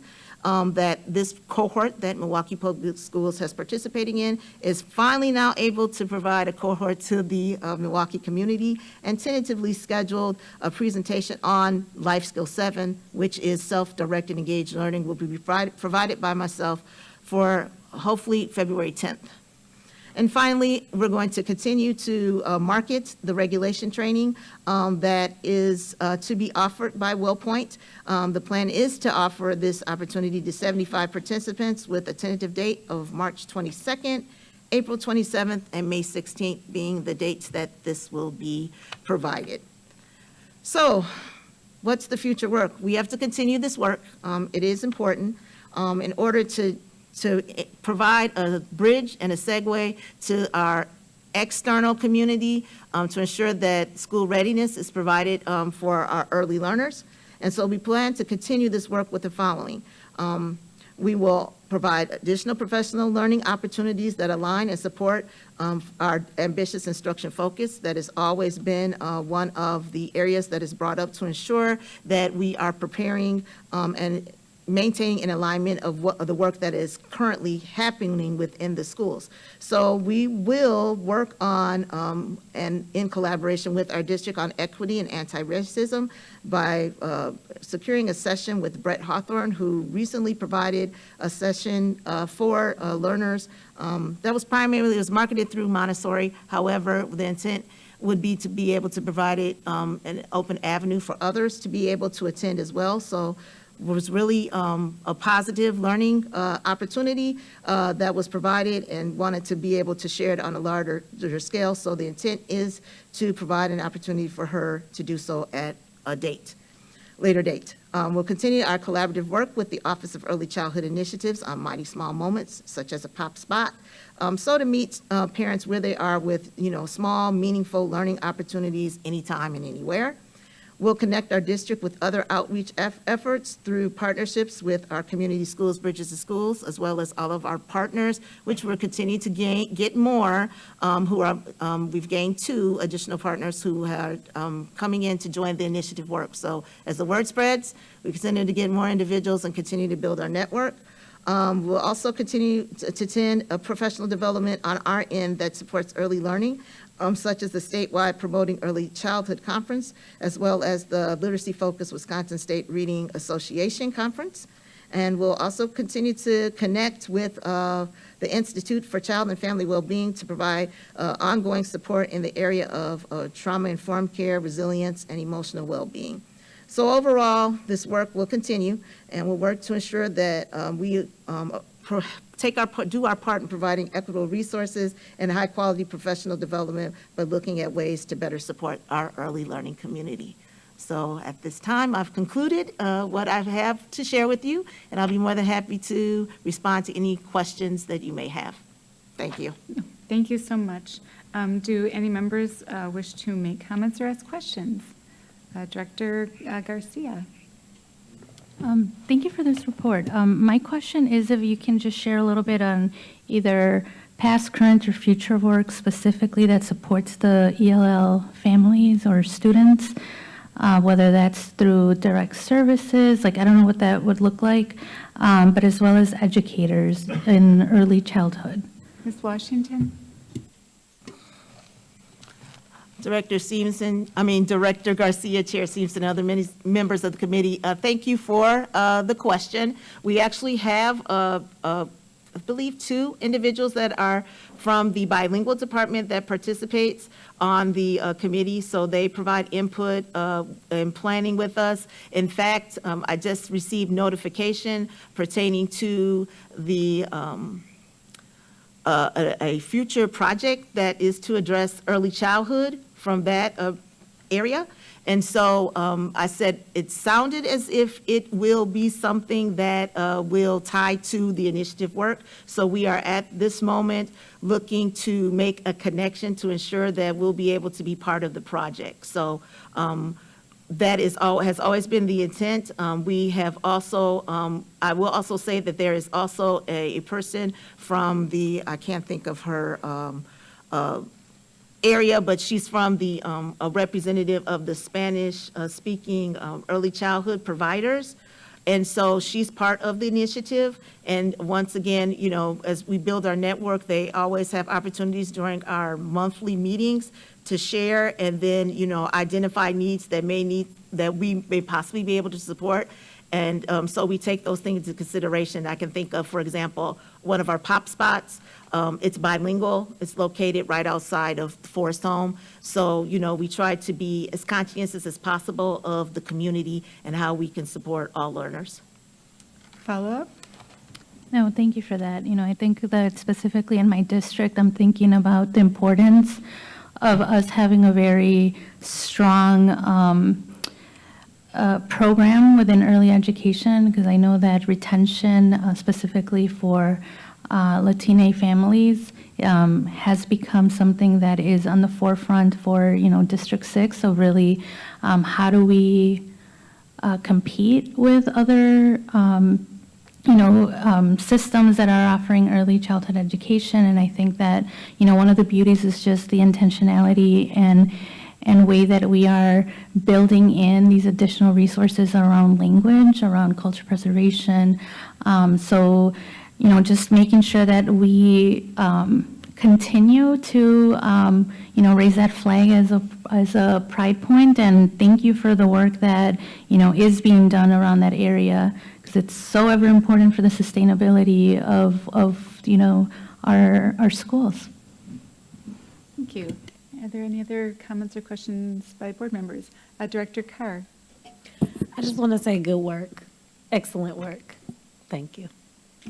Madam Secretary, do any members of the public wish to make comments? Public testimony on this item? Thank you. President Peterson. Yes, I want to say thank you for the work that you're doing and the influence that MPS is having on child care providers throughout the city. And I just, as a follow-up sort of to what Director Garcia said, given all the influence and the positive support that we're giving many of the teachers, leaders in the early childhood community, are you getting assistance, or can we provide assistance to connect that to helping them decide in K-5, say, to come to MPS? You know where I'm going with that. I mean, we want to try to get as many students as possible. So I was wondering if you could just reflect on our ability to do that. Ms. Washington. Director Peterson, Chair Simpson, and other members of the committee, yes, the intent is to create a bridge, a direct pipeline with the early childhood community to also level the playing field, to ensure that we provide, I guess, equitable learning opportunities that is not just internal ones, but also there are opportunities that would be able to build the skill set of those that provide the education for our students, so that we can ensure that when they come to MPS that they are prepared.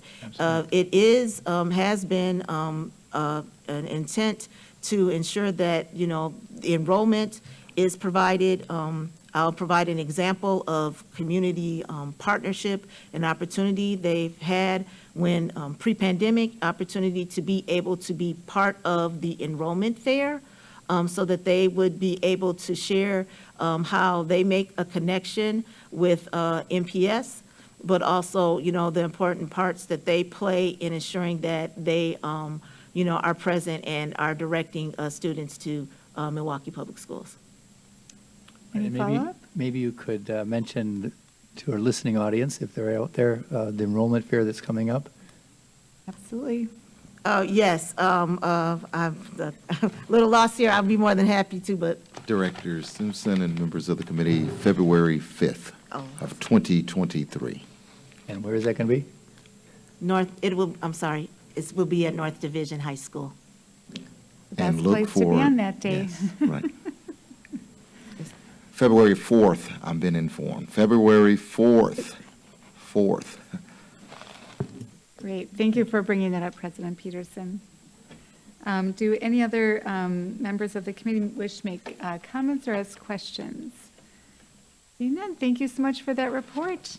Look forward to seeing lots of families out at our enrollment fair for our youngest learners in the district. Madam Secretary, next item, please. The next item is item number 4, which is a report with possible action on the regional showcase, the high school region. This is an informational item, and although it has been noticed for possible action, no action is required. Will administration please present this item?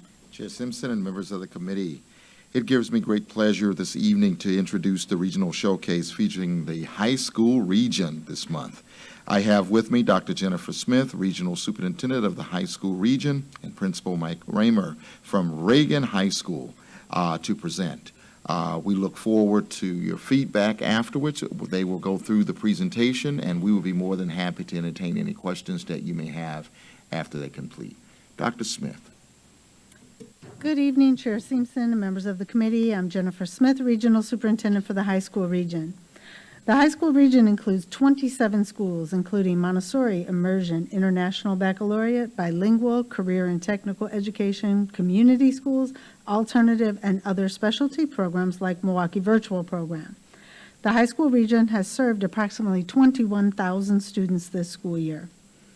We offer a variety of programs and services to support all of our students towards their graduation goals.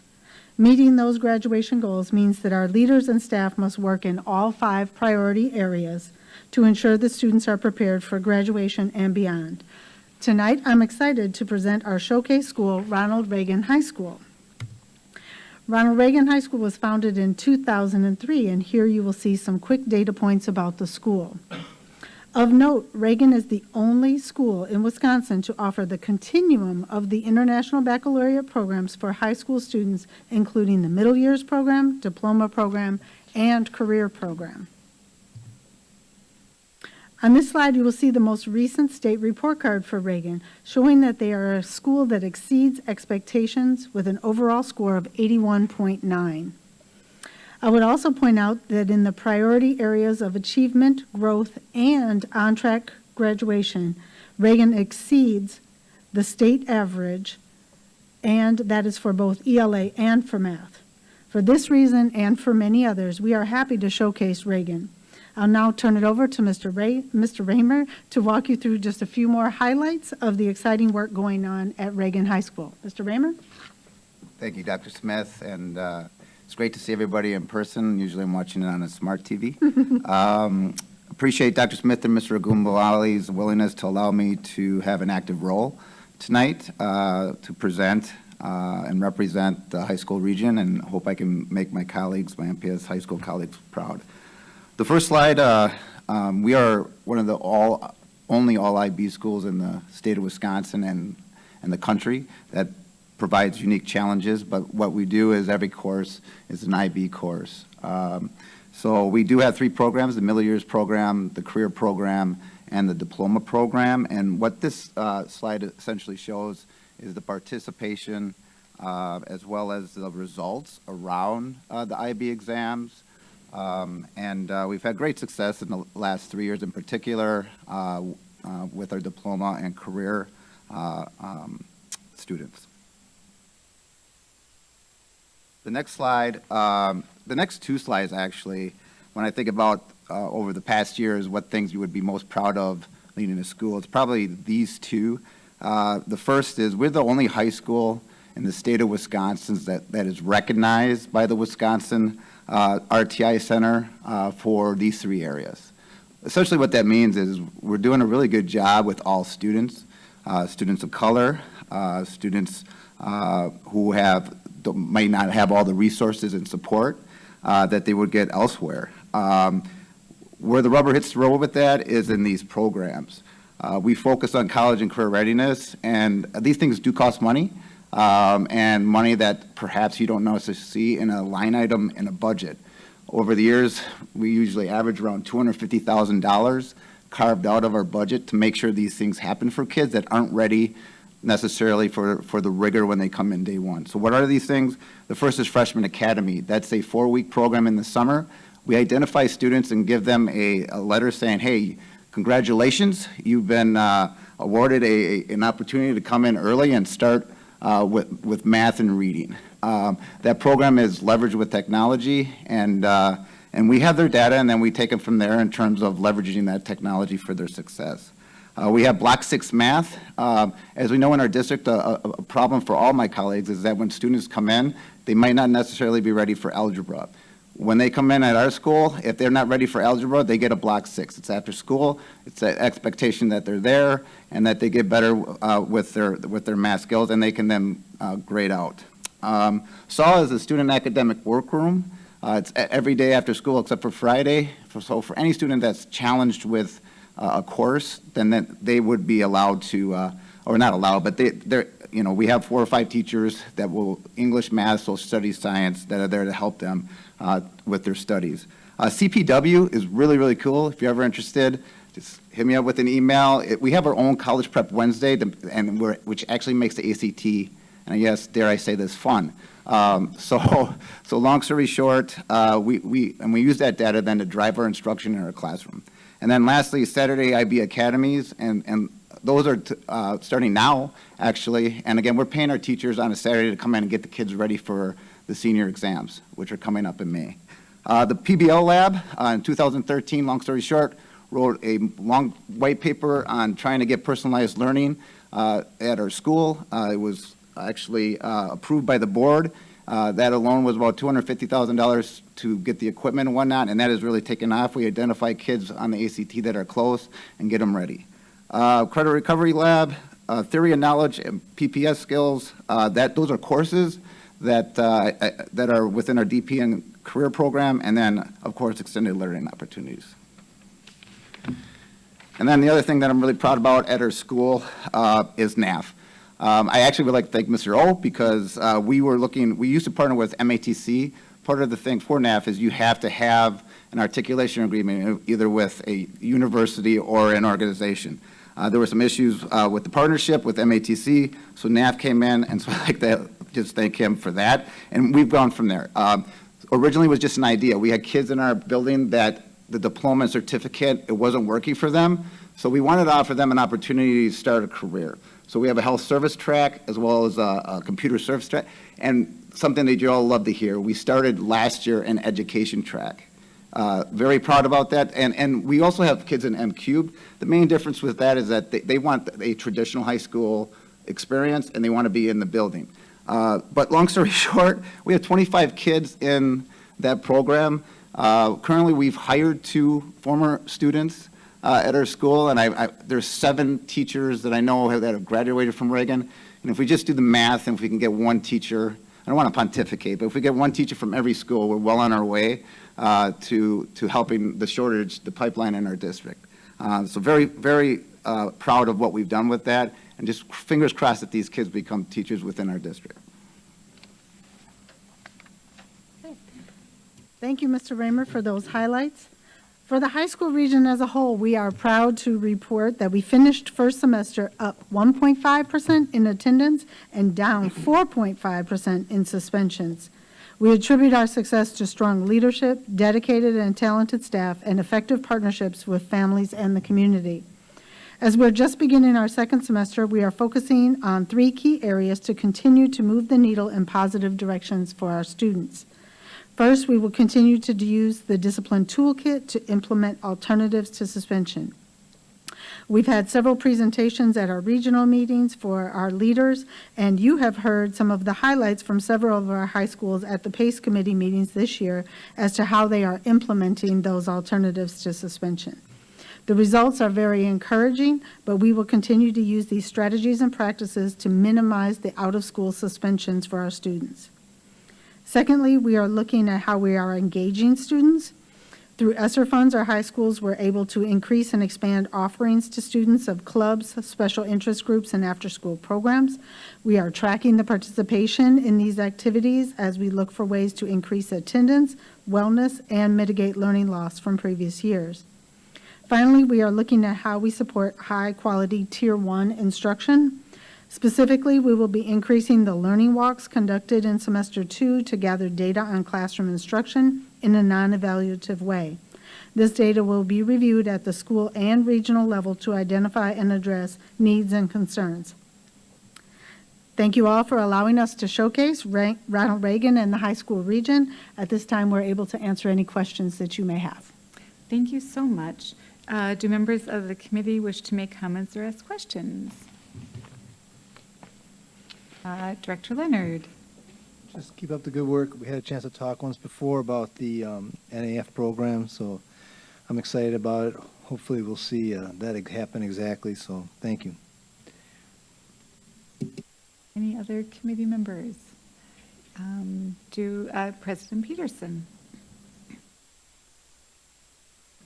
Ditto what Director Leonard had said, but I just want to thank you for your energy and for your leadership, and clearly how you and others have motivated the staff at your school to take on those special projects and extra things.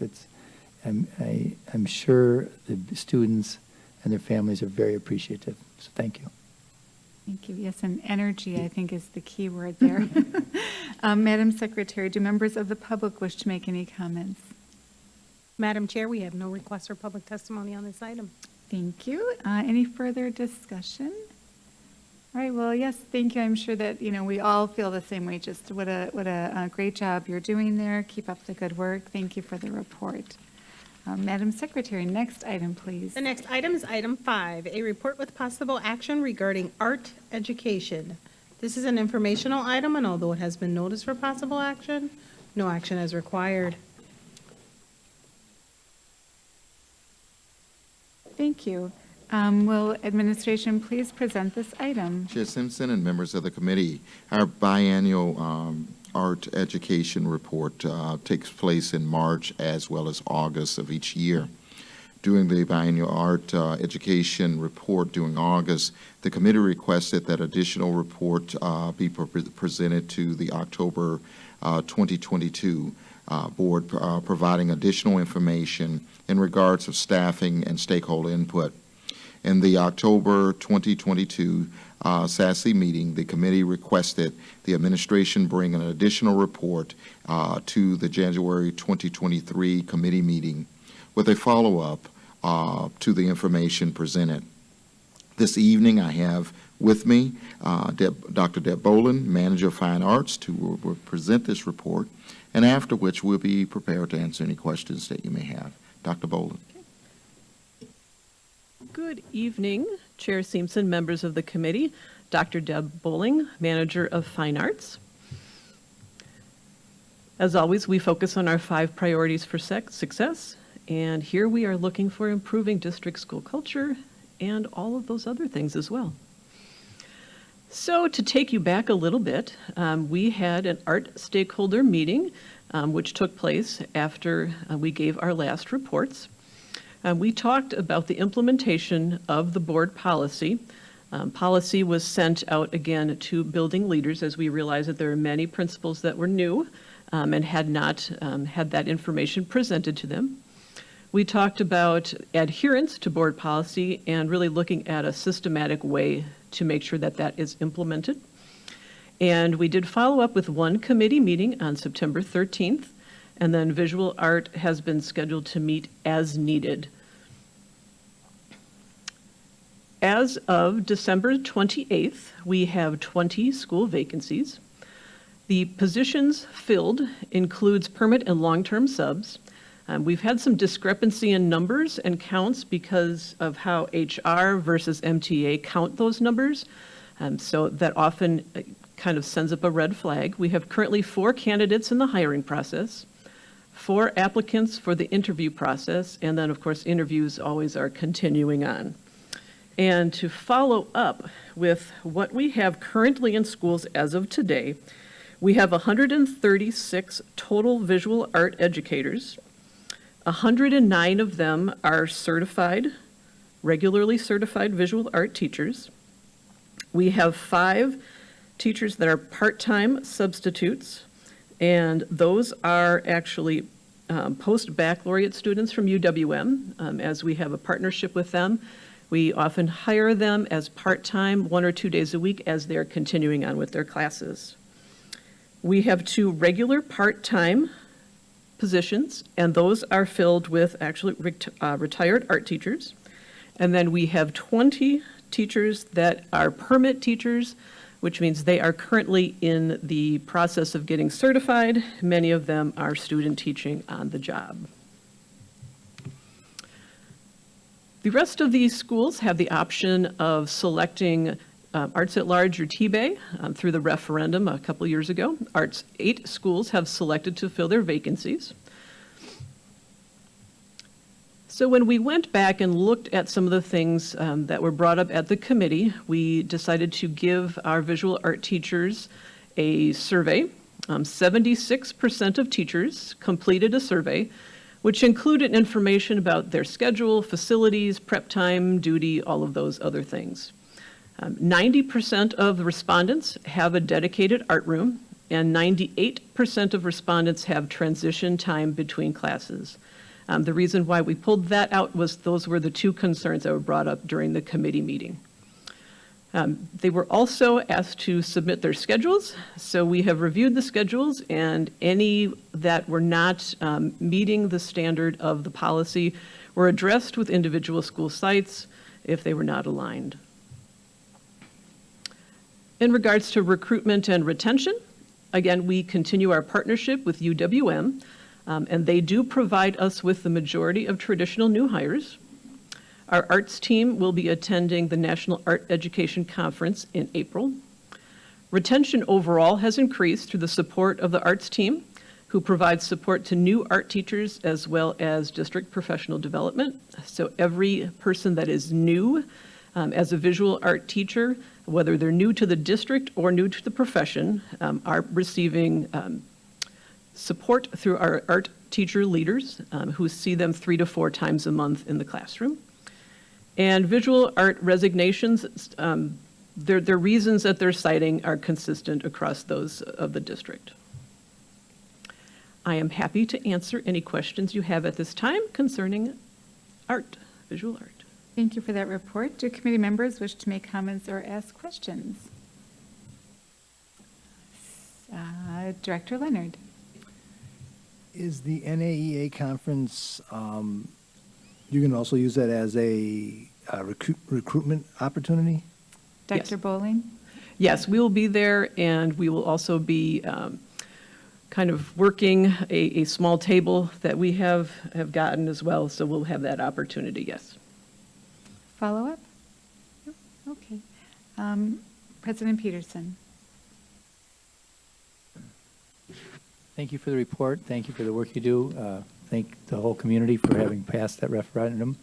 And I also appreciate, though, the fact that you met with teachers and straightened out some of those things like transition time, and it's just so important.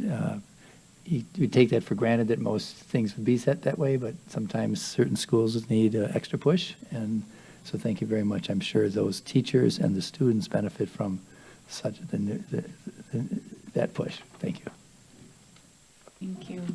Madam Secretary, do members of the public wish to make comments? Madam Chair, we have no request for public testimony on this item. Alrighty. Any further discussion on this item? Seeing none, thank you again for that report and those updates. Much appreciated. Madam Secretary, next item, please. The next item is item number 6, which is a report with possible action regarding music education. This is an informational item, and although it has been noticed for possible action, no action is required. Will administration please present this item? Chair Simpson and members of the committee, I previously talked about our biennial art piece that we were asked to come back. We asked to come back the same way with our music piece, and that's what we'll be presenting here tonight. And at this time, I'm going to turn it over to Sherry Garcia, who will walk us through, and after which we'll be more than happy to entertain any questions. Sherry? Thank you, Chair Simpson, members of the committee. Sherry Garcia, Music Curriculum Specialist. We will begin tonight with a focus on our 5 priorities for success. I feel like my report this evening will primarily work with our fiscal responsibility and then strengthening our communication and collaboration. So similar to what Dr. Bowling reported, we did hold some stakeholder meetings for music, and they were generally about the implementation of the board policy. We did send that policy to building leaders again as a refresher. We are working on a systematic way to implement kind of the adherence to the board policy. We did have 3 music meetings, so we've met monthly since we were asked to do that, and our next meeting will be held on January 23rd of this year. As of December 28th, we have 31 music vacancies in the district. 25 of those are full-time positions, and we have 6 part-time positions available. We have at this moment, 97 total music educators in the district, and 90 of them are certified music teachers, with 7 being teachers that are in the process of getting certification. We do not have any long-term subs in the music area, so that's how our positions are filled. In the month of December, we did have 3 new hires. We hired 2 full-time music teachers for building music, and then also 1 full-time traveling music teacher who will be working with our drum line, something we really needed. And we do continue to conduct interviews as applications are submitted. We have 12 schools currently that are working with the Wisconsin Conservatory of Music. That school is providing general music and some drumming instruction in those schools, and that is our one provider for music. So this is the group that was chosen to provide those services.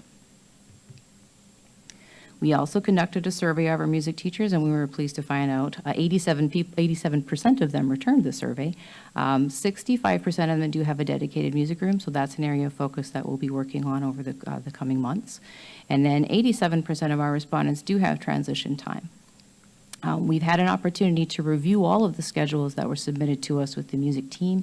We found some really great ones, and we are working on the process of choosing something that's going to be a good scheduling template, primarily in our K-8 schools, which is where the largest challenge comes. So we hope to present something like that very soon to our building leaders.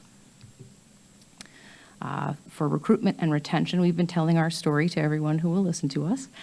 2 members of our music team staffed a booth at the Wisconsin Music Educators Conference in October, which was very well attended this year. It's been back in person a couple of years, so there were a number of people there that we were able to speak with.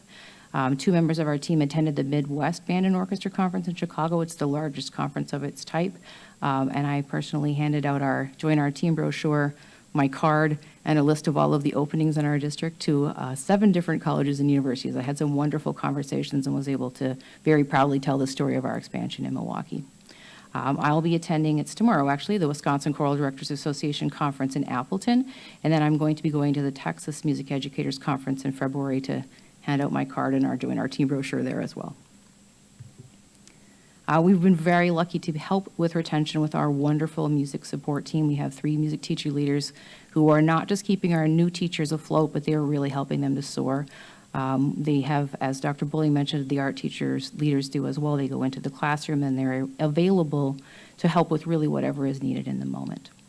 Our music resignations, we kind of have an even balance going right now, and they really do cite reasons that are pretty consistent with what other teachers in the district are saying as a reason why they are leaving. Our instrument inventory has been a topic of conversation. So we are going to be working with a company called Cut Time, which is in partnership with Conn-Selmer, which is an American music instrument manufacturer that we've purchased a number of our really wonderful new instruments from.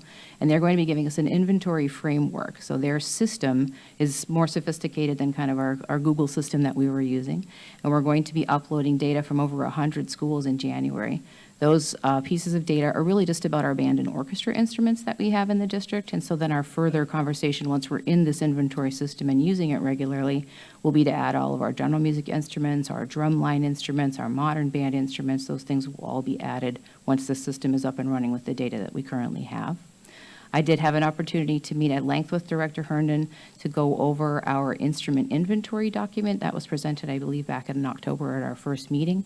And we were asked to create a board procedure that would then be attached to our board policy. So we made some good progress on that and have gone through that document very carefully. It's going to go out now that Director Herndon and I have had a close look at it, just for some feedback from other parties. And then we hope to present that to the board to be adopted as a board procedure in March.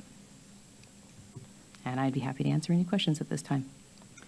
Thank you very much for those updates. Do committee members wish to make comments or ask questions? Director Garcia. Thank you for the report. My question is, for schools that are experiencing resignations, what is the plan that we have to help, I guess, like ease that change of maybe it was like a full-time music teacher that was there that is no longer going to be there like halfway through the year? Like how do we, I guess, like plan for that, account for that, and make sure that, you know, we're still centering the delivery of music education, considering staff shortages? Ms. Garcia, sorry, not Ms. Garcia. Drawing a blank. You were correct. I was right, I'm sorry. Thank you. Director Garcia, we do have a really wonderful amount of resources. So in terms of our digital resources, in terms of just, you know, materials and things that we have access to, we are able to share all of those with really any building teacher that was interested in teaching music. In the years since I've been in this position, we've created a K-5 music curriculum guide that has, I mean, it's not designed for someone who isn't a musician to teach necessarily, but there are some wonderful resources in there that can be accessed. We do have sub-access to Quaver, which is our online platform, so there are any teacher that was interested in knowing more about that could certainly reach out to our office, and we would help them through the process of using Quaver as a sub-access. And then additionally, in the year of virtual learning, we created a lot of guides for people to do kind of project-based learning, and those are available still. Those are something that's posted on our Google Classroom. So if we have a resignation and then we have an inquiry from the school that they're looking for some more information about music instruction, we can provide them all of those resources. And then additionally, our music teacher leaders would also be willing and able to go out to help if they wanted something a little bit more concrete. We do have the conservatory available as well, so if a resignation happens and the school is looking for something in the short term to fill in, they would be invited to reach out to the conservatory, and I can make that connection for anybody that was interested. Follow-up? No, thank you. That sounds like a solid like approach to help meet these needs as they arise. So thank you. Thank you. Any other comments or questions? Director Leonard. One question, and then I just want to brag about your music program. Okay, so I do. I think MPS has an extremely good music program across the city. It's impressive. Dr. Posey and I were at the drumline competitions, and to be honest, it was like, okay, I don't know anybody else that really does this, so we should be very proud of that. With regards to music rooms, is there, and I don't know if you can really answer this, but is there a possible connection with not getting enough music teachers or losing music teachers because they don't have a dedicated music room? Ms. Garcia. Director Leonard, I believe that is a contributing factor. I feel like that's less of what's happening versus programming. So teachers who really come into this district, and music teachers, I mean, we're all unique, but music teachers are especially unique, and they usually have a particular passion. And if they come into a school wanting to teach to that particular passion, and then the programming just isn't set or doesn't allow them to do that, I think that's more of a contributing factor. The space is really important because there are so many pieces of equipment and so much detail that has to go into the instruction of those things that is definitely also something that's important. We're in a finite situation in some of our smaller schools where there literally isn't a room for this to happen. So we have some really creative solutions in terms of, you know, portable and flexible things that can go on a cart, in terms of a lot of shelving that's on wheels that can be moved around. We really are working with every thought that we can about how to make that work for schools when there just isn't another space for that instruction to take place. Thank you. A follow-up? Okay. Madam Secretary, do any members of the public wish to make comments? Madam Chair, we have no request for public testimony on this item. Thank you. Is there any further discussion? All right, seeing none, yeah, thank you for that report, and just a shout out to your department and the arts department for the work that you're doing. It's, it's bringing so much value to our schools, to our students, and the communities that we serve. So just thank you very much. Madam Secretary, next item, please. Madam Chair, that was the last item on tonight's agenda. All right, there being no further business before this committee, this meeting is adjourned. Have a great night, everybody.